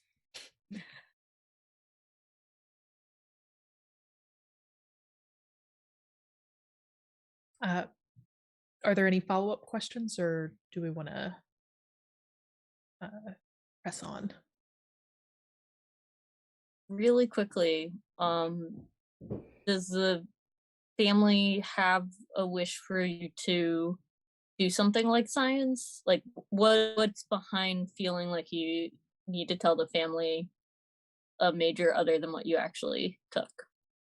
Yeah, I think it's the family science, let's say something closer to engineering and just something in that can help in like maintaining things around like the farm in helping the family in different ways in like making money but also practical skills to bring to the family.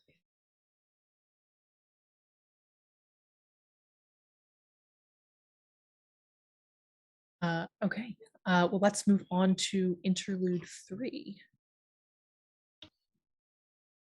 The family matriarch passes away. After a period of mourning, the family begins to reassign her responsibilities. The role you are offered would more deeply integrate you into the family. Do you accept it? Yes or no? Do you think it was the right choice for you?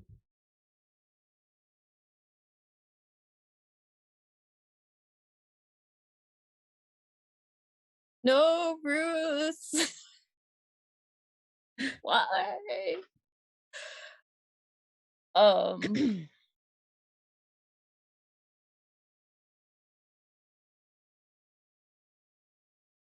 what am I offered? Um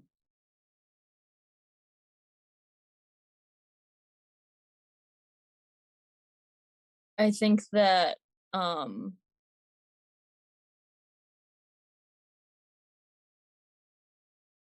I'm having a hard time because Jamie, Ruth's grandchild, is really being, continues to be held up as Ruth because they look alike, even though to me I feel like they were very, very different people. And that I snuck in to see Ruth when we all knew something was happening. And Ruth kind of very quietly with kind eyes had told me that I'm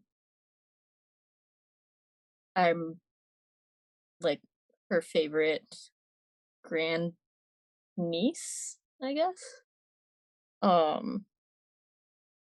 And since I'm 16, there's not a whole lot that I really probably should take on. And they stick me with babysitting. Because Ruth would stay at home with the toddlers and someone else to watch them. And I accept it because I secretly love it, but I just complain about it all the time.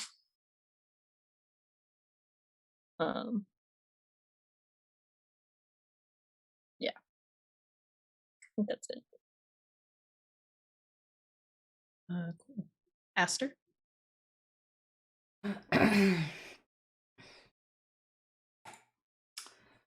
Let's see. I think I was offered more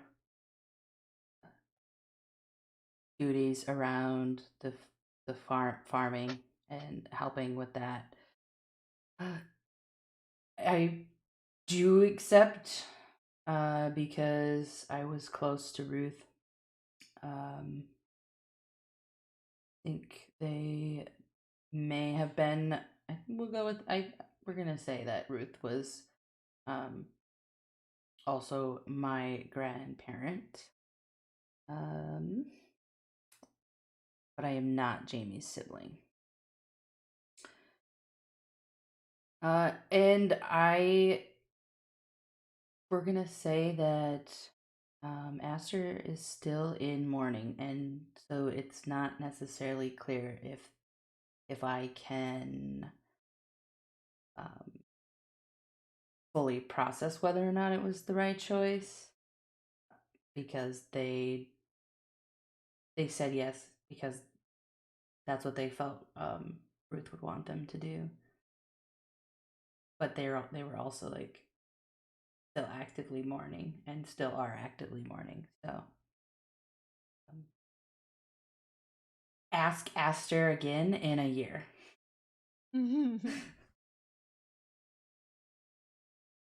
That is my answer. Right. Corey? I think that Corey does accept the role. I'm trying to think of maybe it's something having to do with, I don't know, helping with the monthly rituals, the full moon rituals with the family gatherings. Corey struggles with she wants to be part of the family and be more part of the family because there are people there who are accepting that she cares about, and tries to ignore the other side, and it's hard to do. And in some ways I think for Corey it was the right choice, to be able to build connection with those in the family that she wants to have connection with. And that is my answer. And Chuck? I think Chuck does accept the new role of running the toddler Olympics. I was like, I should have known. You should have warned me. He's choking on water over here. That's beautiful. Yeah, and it's an opportunity to help guide the rising generation in coming up with more activities that are maybe less competitive and more just, hey, let's let these muscular toddlers play. These little Hercules. Little Hercules just be And themselves. and also installs a rock climbing wall, which the muscular toddlers very much enjoy. It wasn't planned. It was supposed to be for the adult Olympics, but it was like temporarily put where the toddlers could access it. And that became a competition. And it's unfortunately a pretty dangerous one. So working that out, but it, Awu volunteered to help with this because I think Awu probably put the first toddler by the wall. yeah. Yeah, definitely knowing that the family doesn't let people go easily. And Ruth was one of the people that truly did accept like everyone for who they were, and wanting to make sure there are still people like that around. Awesome. So now we're going to move into the epilogue of the game. And like the interludes, each person will get a chance to answer the epilogue, and there will be no follow-up questions. So, epilogue. Time passes. Whatever family you have chosen for yourself, you now make the rules for the monthly gathering. How are your gatherings different from the ones you experienced before? We'll start with Awu.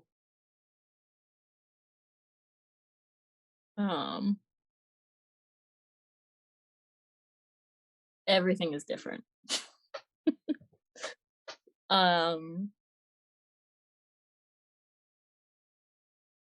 I very quickly was done with that other side of the family, and because there's no middle ground to be found. And there was a phase where Wu tried.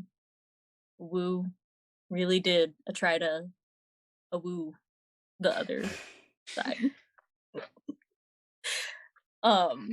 And so he was able to gather together enough family members that were done with all the passive aggressive stuff, and they got like land, but they can't let go of grudges. They got like the acreage that was like right next door as next door as you can be to a cornfield. And so now the monthly gatherings happen, but there's also other celebrations during the month where people just like get together to transform and run around the woods. And there's also stuff to acknowledge those that can't transform and don't gender anything anymore. Like you're a person who can transform or you're a person who can't. And instead of the whole meal having to be provided for by someone who is in charge of it, it's a potluck.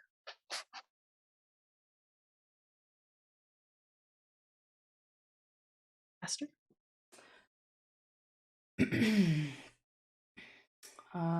Well, Aster doesn't have to sit down at the dinner table with family they don't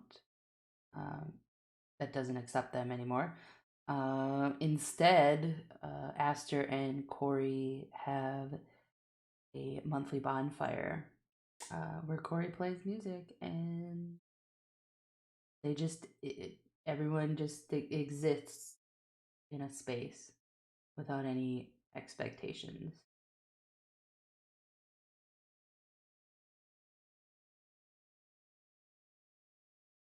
Like that, I think with that, the people in our birth family, right, the ones that are accepting, they're welcome to be at our bonfire. And I think that, like, I don't know, in Chuck dance when they're in town or whatever. But I think that it feels more homey than home did. Yeah. And Chuck.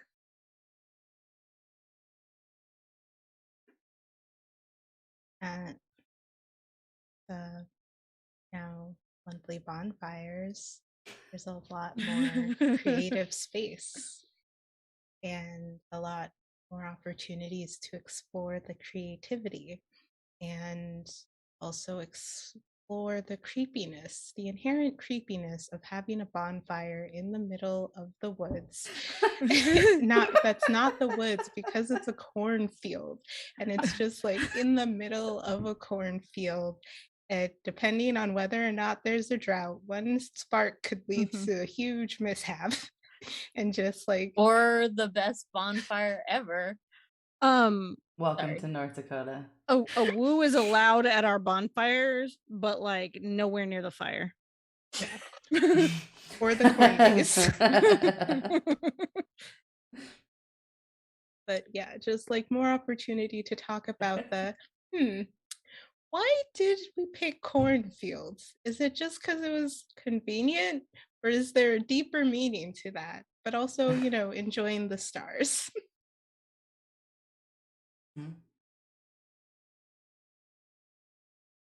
All right.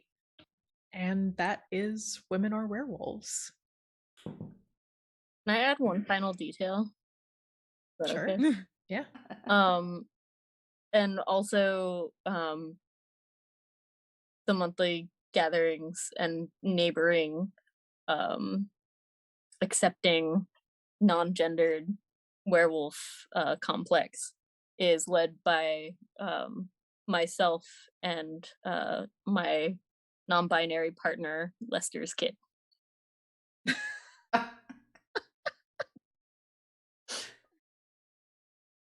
So thank you, Corey. You're welcome. All right. So after the game, we strongly recommend doing the structured debrief that we include with the game. So if everybody's good to just move into that, go ahead and get started. So debrief question number 1, and I think we'll just go in the same order that we had for the game. Yeah, that's perfect. Cool. Share one of the following: either a moment that felt particularly close to home, or a prompt that you had to give extra thought to.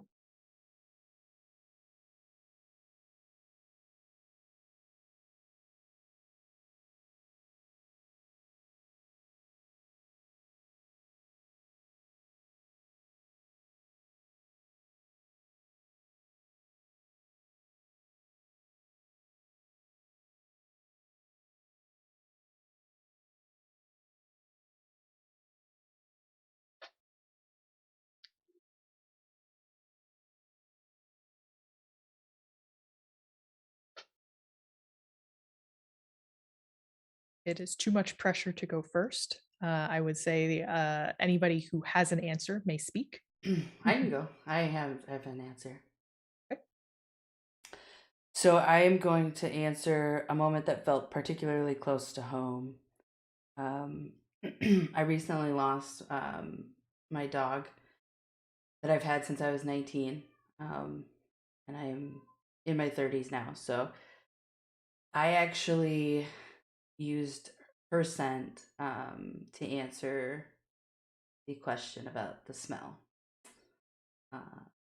which her smell is like one of my favorite things in like the whole wide world. So I like got the question. I was like, oh, that's funny. We'll go with it. So yeah, and I've been thinking about it the whole game. What are the odds? You know, life is interesting.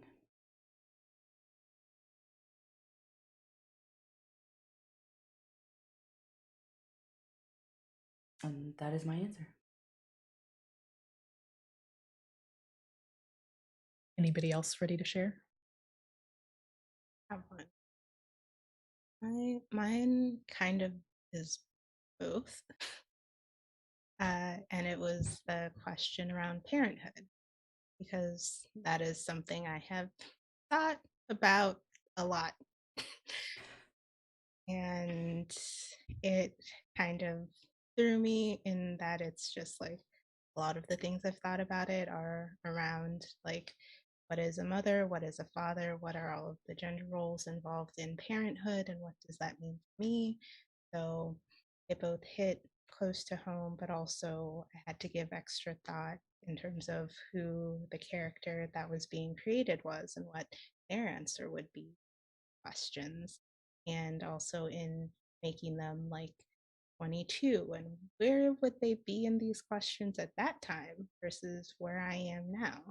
So yeah, that particular question, one that kind of threw me for a little.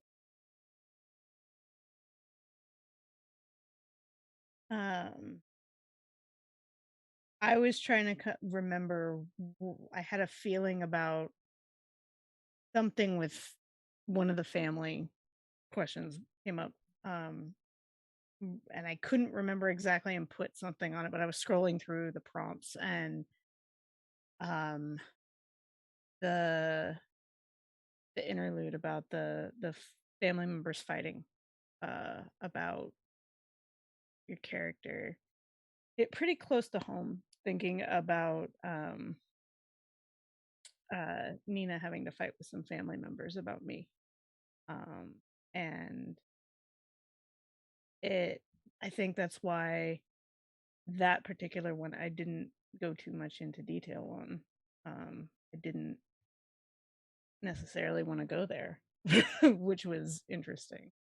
And I thought I would be willing to go there on this stream too.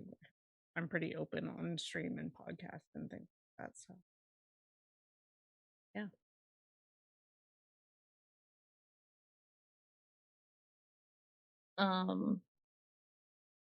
First of all, I know it's a lot, and it's interesting because I was thinking that this game would explore some of those themes also. Apparently I have mood lighting going on for the after game. It got dark in California, y'all. But my and I'm using my big computer screen as a light and it just went to the screensaver. But yeah, like I had a hard time going there. I think partly because that stuff is really personal and this is a public stream. So I'm maybe looking forward to playing this again with a more intimate private group of friends to do some friend therapy. Yeah, here's the mood lighting again.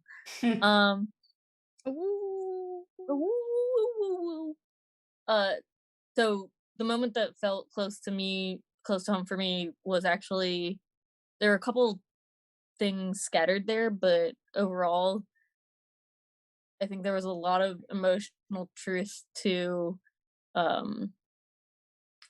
Awu being 16 and being in between like this group of like at least three other people and cousins that are all like older enough that it was kind of hard to tag along and do things, but then also being older enough than anybody else we mentioned that I could actually get along with.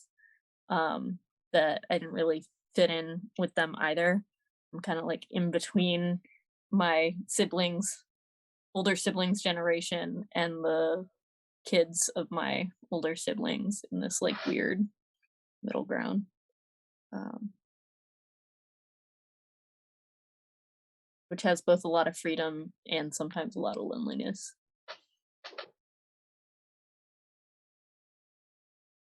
Well, thank you all for sharing. Our next debrief question is, what is a piece of advice your character would give you? What is a piece of advice you would give your character? And I think similar to last time, just as you have an answer, feel free to chime in.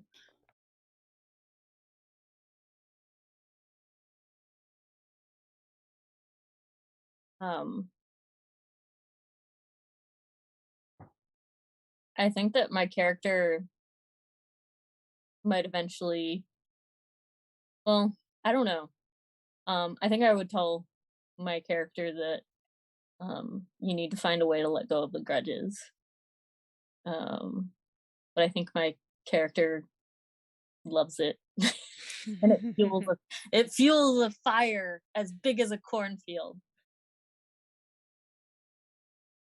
So my character would probably tell me to hold on to it and use it as fuel. What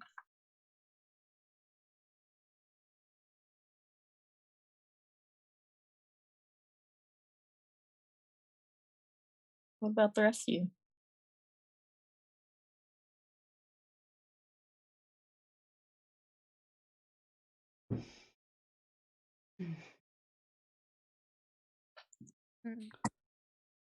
I think I would tell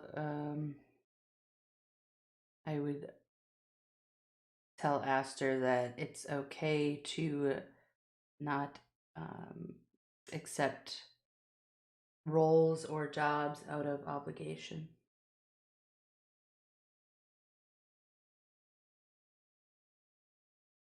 And I think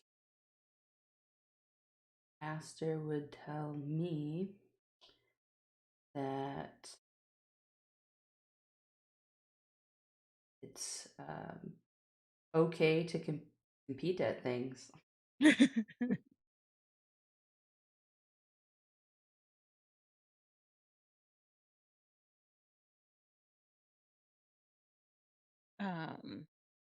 It's interesting. We ask this particular question usually on every Mhm. stream, and I'm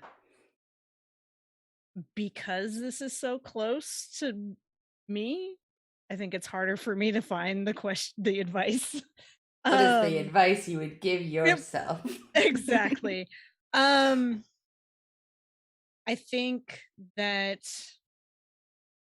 Corey would tell me that it's okay to focus on the ones that matter, the ones that think you matter.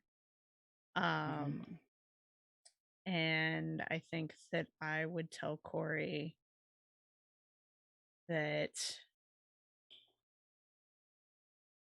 they should just keep playing guitar.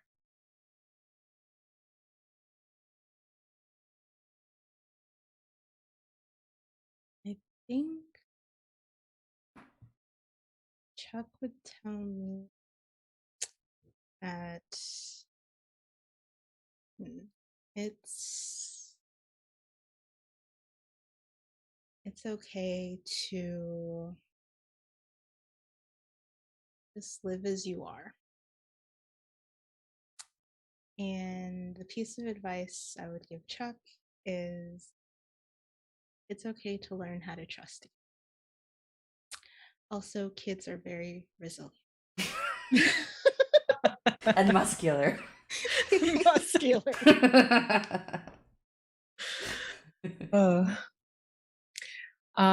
Okay, this next one is an optional question. You don't have to answer it, but if you would like to, feel free to share a little about your own experiences with gender and or gender traditions.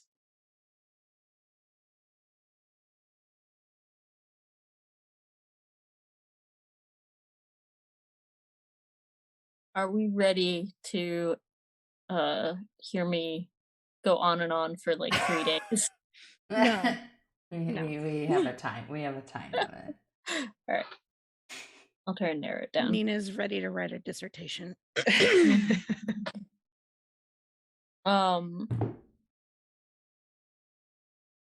I've had a lot of experiences, especially since I cut my hair, when I cut my hair to be like this short for a long time until the pandemic, through where like people were very confused about my gender and what it Yeah. might be. And at one point I used to get really upset about being like people misgendering me of what was my assumed gender, and then I slowly got to a point where I felt like it was teaching me more that gender in many cases can be just completely meaningless information. Particularly for me. And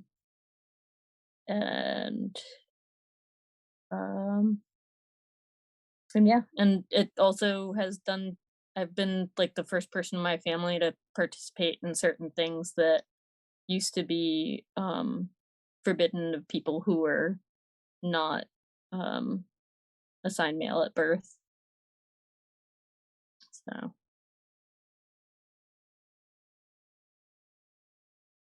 that was kind of cool. I'm talking about my bat mitzvah, just in case. Cool.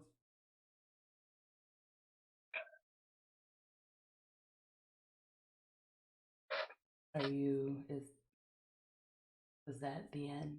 Do you have Yeah, more to add? that's it. Okay. That's it.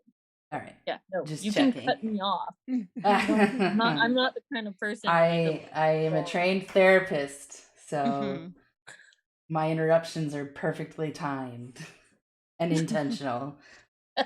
So,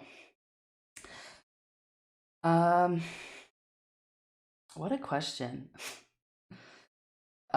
So I grew up with very short hair and was like dresses were like not my jam, all that stuff. And in high school grew my hair out and attempted to wear more feminine clothes in an attempt to so that people would stop misgendering me, because growing up where I grew up, it's not really safe to be assumed to like it's just not safe to be read the way that individuals were reading me. So but then in college I circled back around to like I don't enjoy having long hair, so like why am I doing this? What's the point? Like this isn't serving me anything at all. And now I live in a place where um it I can safely do things and present how what feels comfortable. So I cut my hair again, and I think I briefly mentioned earlier on break that have not grown it out more than it grew over the pandemic. So I think that has been something that I have held on to in the sense of like that's where I feel the most comfortable, and I'm just more conscious about the spaces I interact with then, because I live in the Midwest, and there are many places still um, that that can be really unsafe to move in. So, yeah, and yeah, I think that covers my thoughts on that.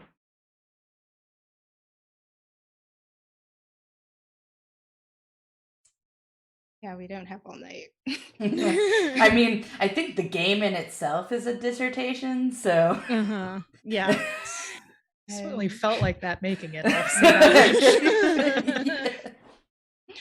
But I do like the thing that stands out the most to me, for me, and everything about me is like my name, in that my first name, other than the spelling, is mostly gender neutral. Every other part of my name is very, very, very much gendered. My family is Ghanaian. I have a very Ghanaian name. Every part of it is super gendered, and it's just like, yeah. But also what that means to me in terms of like my culture, my heritage, and everything that comes with that, and like a lot of growing and unpacking, and then what it means to be read gender wise in certain ways as a Black person in the country. And just there's a lot that goes into it, and we don't have all night. All of that to say, the thing that stands out the most to me is my name, just because gender neutral first name, super gendered everything else, except last name, I guess. Is it okay if I say one more thing? Gosh. Go ahead, say your thing. I just was feeling just what Jesse was saying, but it was okay. So my first name is Nina, which my mom named me because it means little girl. Uh-oh. Did her iPad die? As I got older and then moved from the East Coast to the West Coast, I found out that the pronunciation Nina actually is the way that you pronounce godmother and not little girl, which I thought was way cooler, especially as an adult. But I did have a teenage moment where my mom and I got in an argument and I yelled, "You've doomed me to be a little girl forever." And so if my mom watches this, I love you. We're okay. But it definitely has brought gender to the forefront of how I reflect on my experiences a lot. So yes. So Jesse, you made me reflect more and want to share that. And thank you for sharing. And Here's up in your mouth. I will quickly. When I was younger, I had longer hair, and I would always like, after I'd like gotten dressed after showering and all that, I would take my hair and pull it back in a ponytail behind my head so I could see what I looked like with short hair. And even when my family did cut my hair short, it was some weird girly. I don't even know if I still have those pictures. I think my family does. I don't. I did not like it. But as I got older in high school, always wearing men's clothes, I was a tomboy. And then when I started dating women, I had someone who I had cut my hair short. I felt comfortable, and I started wearing like feminine cut clothing, not like skirts, but like shirts, women's cut shirts. And I had a girlfriend who at the time that was like, no, you're butch, you have to wear men's clothes, you have to wear sports bras, you have to wear men's underwear. And I pushed back against that a little bit and then gave up. And as abusive as that was actually probably it would have taken me a long time to figure out on my own. I wish I would have figured it out that way, but that is who I am and who I want to be. But that is, I think, clothes and hair are how I depict and get to be who I am. And that's also why I'm very sad that my hair does not look the way I want it to be right now. And I always wear hats. Now Nina's gonna cry and say she wants to cut my hair and bleach my hair. All right, I'm done. All right. Our final debrief question. Please share something that you're looking forward to in the next week in real life. I can go first. Yeah. Yeah. Oh, Jesse, go. I'm going on a trip. I'm Yay! going on a Yeah. trip with my siblings and cousins, and I'm very excited. It's the first time we've all been able to get together in years, like more than just because of the pandemic, but also because we've been all over and everything. So it's just very exciting to Yay. get to spend some time with them. And going to Vegas to a music festival. Sounds It's fun. very exciting. I mean, if the rest of your siblings are anything like your one brother, it's gonna be a blast. Yeah. Very cool.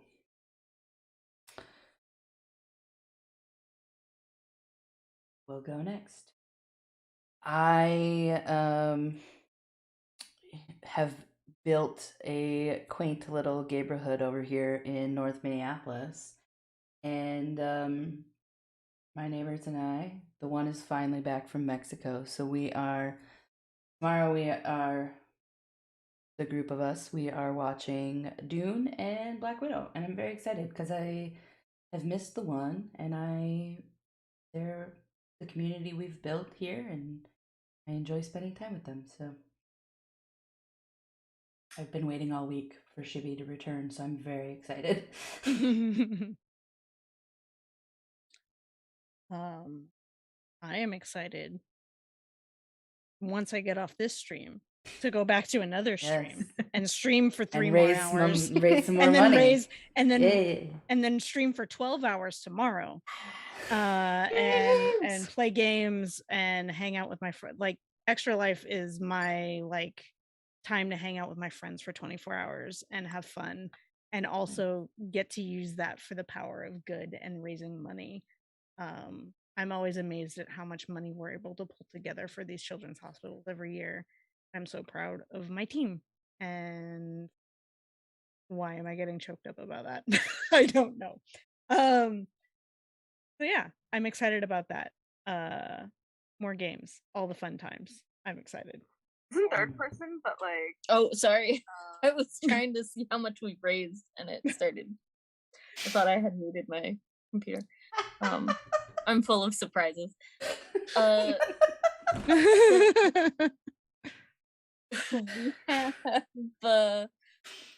We have raised. I am excited because there's only 4 of us raising this year, and we usually have a lot more. 5 or 6 at least. Yeah. And we've already raised $3,665. Wow. Of our $5,000 goal. Yeah. That's So, yeah, if you want to make our weekend even awesomer, and you watch the stream, the links are being dropped in the chat as we speak. Yeah. You can go to extralife and .org and extra-life.org and search for Rare Candy. And then you can also go over to Kickstarter and support Women Are Werewolves for stretch goals. Because I want everything. And for me personally, I am also about Extra Life. I'm excited because we're all coming together to celebrate Lara. She was saved by a children's hospital. And then for me personally, I'm getting to start a 4-day work week schedule ongoing, so I get to work on some of my own projects. And that's those things are pretty amazing. rad. Yeah. Okay, I'm done. So now we have some questions for our game designer. So, C.A.S. Taylor. Yeah. What was your thought process in making women exclusively be werewolves? All right. Well, we're running out of time, so I'm gonna try to move through this quickly. But I do need to talk about my feelings about werewolves first. So I love werewolves, love them. You're in good company. You're in very good company. Yeah. But I dislike most depictions of werewolves in media. I don't like that most werewolves media are men. I don't like that most werewolf stories, especially with male werewolves, are about or involve toxic masculinity. I don't like that the reason that most people become werewolves is related to trauma or assault. All of these things, I don't like them. I have felt for many, many years that there should be more female werewolves in the world and that there should be more queer werewolves in the world. And uh, and I have felt also for a very long time that I would like to see more werewolf stories where werewolves are born and not cursed or made. Um, and that shifts the narrative about werewolves away from that trauma and assault moment to a story about family instead. So all of these things are things I felt for a very long time. And then when I was originally conceiving of the idea for this game, I was actually thinking about my own relationship to my own family because I had just come out to them as non-binary a few months prior over Thanksgiving. And when I started thinking about how I still fit into my family and where they would expect me to be in terms of our family's like genders, spaces, and traditions, and whether they would just continue to assume that I belonged with the women despite the fact that I had, very plainly stated that I was not a woman, and just all of these things, I started thinking through the metaphor of werewolves and, you know, what if I was trying to work through this as a member of a werewolf family where the women were werewolves and I could see how I felt, as part of the pack, like whether I felt like I still belonged there and whether I felt like I belonged somewhere else, even though I would still transform and there would be this assumption that I still belonged there. So all of these ideas about werewolves that I've had for a very long time, the mythology about werewolves that I wished I could see more, sort of coalesced into this idea about this world of this heightened gender binary where the women are the werewolves and it's about figuring out how you relate to that space. Um yeah, so that's generally where my brain was. A lot of feelings I've had about werewolves for a very long time, plus feelings about gender and family. Weird that those are the three phases of Oh, the game. that's an Hmm. that's an interesting follow-up. Um, our stream support Mhm. had a follow-up question. Sure. In the game, are trans men not werewolves and trans women are? So, we are very careful in the text of the game to say that that the rule that women are werewolves is the thing that your family believes. This is not there is no biological imperative as laid out in the game. Mhm. So if that is a thing that a certain table wants to lean into, the game makes space for that. Okay. However, the game also leaves space for people to say, yeah, I was assigned female at or assigned male at birth, but I figured out how to transform, or I just do it, and that's how it is. Okay, cool. Thank you. Yeah. Just to say, my design partner and I uh, are very much against the idea of like non-binary as woman light, which is a weird attitude we've encountered over the years. So we've really tried to make sure this game has space for both AMAB and AFAB people.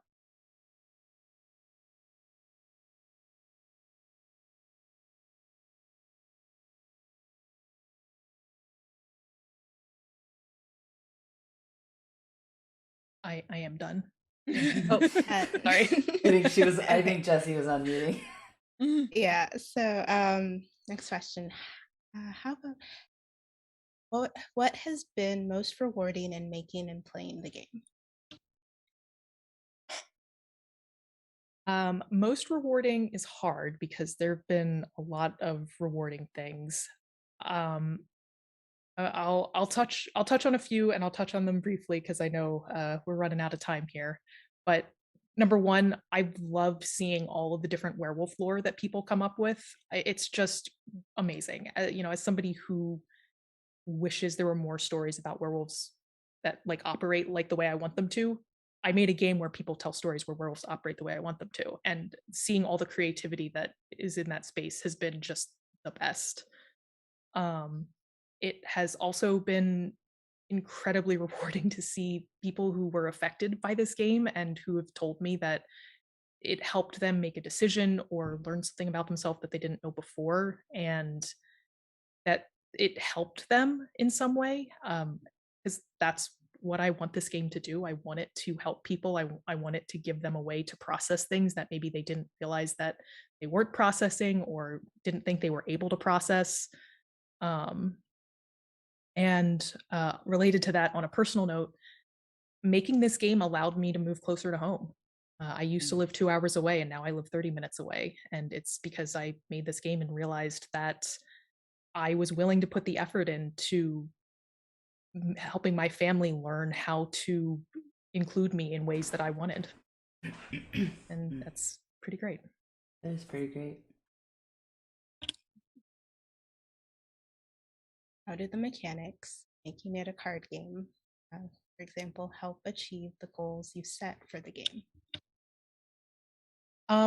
So this was always a card game. I feel like a lot of story games, especially prompt-based ones, lend themselves very well to being card games. And I think the most interesting mechanical part of the game are probably the interludes and the family dynamic. Because originally this game, the first version of this game was just a hack of For the Queen, for those who are familiar, which is a very unstructured game. But something that Julian and I, my co-designer, something we realized fairly early on is that there was an emotional arc to this game that we wanted to try to achieve. And the question was, well, how do we have this randomizing mechanic of drawing cards and also keep this core emotional arc, you know, moving people from the sort of lighter world building phase of werewolves into the more personal, heavier part that is gender, and you know, into the family phase where it's can be tough to reconcile that your family loves you, but they might love you in a way that isn't perfect for you.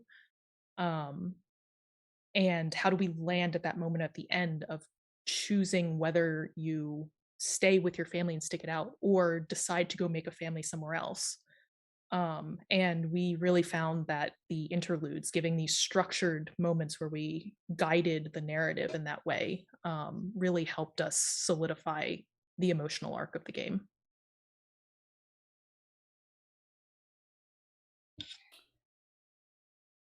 Do we have any questions from the chat?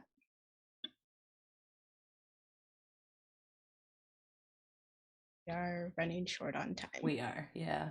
Mm-hmm. We might have to skip it. And okay, so then let's go to our goodbye ritual.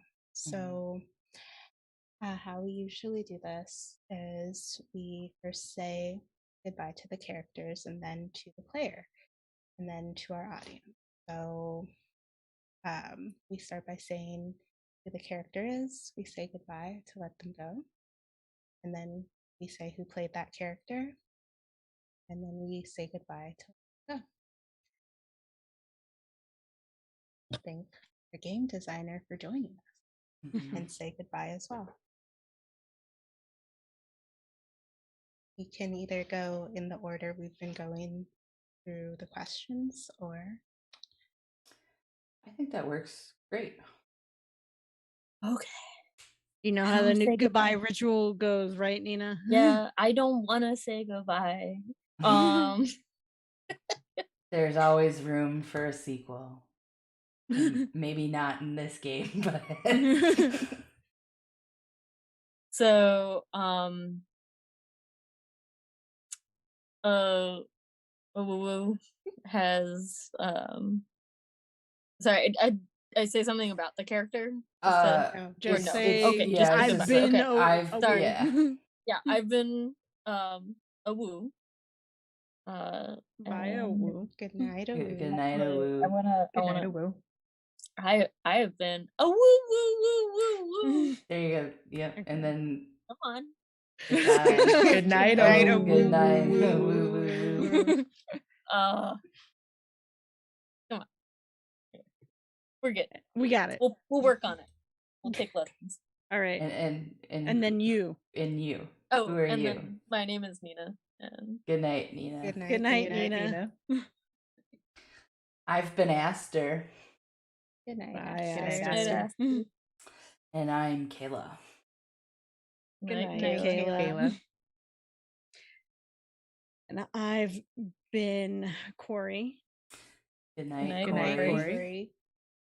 I'm Lara. Good night, Good Laura. night, Laura. I've been Chuck, Good night, Good night, Chuck. Hi, Chuck. Chuck. and I'm Jessie. Good night, Good night, Jessie. Jessie. And I've been C.A.S. Good night, Good night, CAS. CAS. Thank you for sharing your game with us. Thank you for having me. Yeah. Thank you so much. And good night to our audience. Night, Until audience. next time. Good night, Good night, audience. audience. Until next Friday, where we're back with Kids on Brooms, and who knows what Lexa and Riley are up to. Who knows? Who knows? I don't know, but we'll find out. We'll figure it out. Catch us next Friday, 9:30 Eastern Time. And hop over to El Hey Yes. Games and watch us stream for another 3 more hours tonight and 12 hours tomorrow. Go do that. And give us money for children. Yes, money for children. All right. Good night, everyone. Weird. Good night. Woo woo woo woo woo.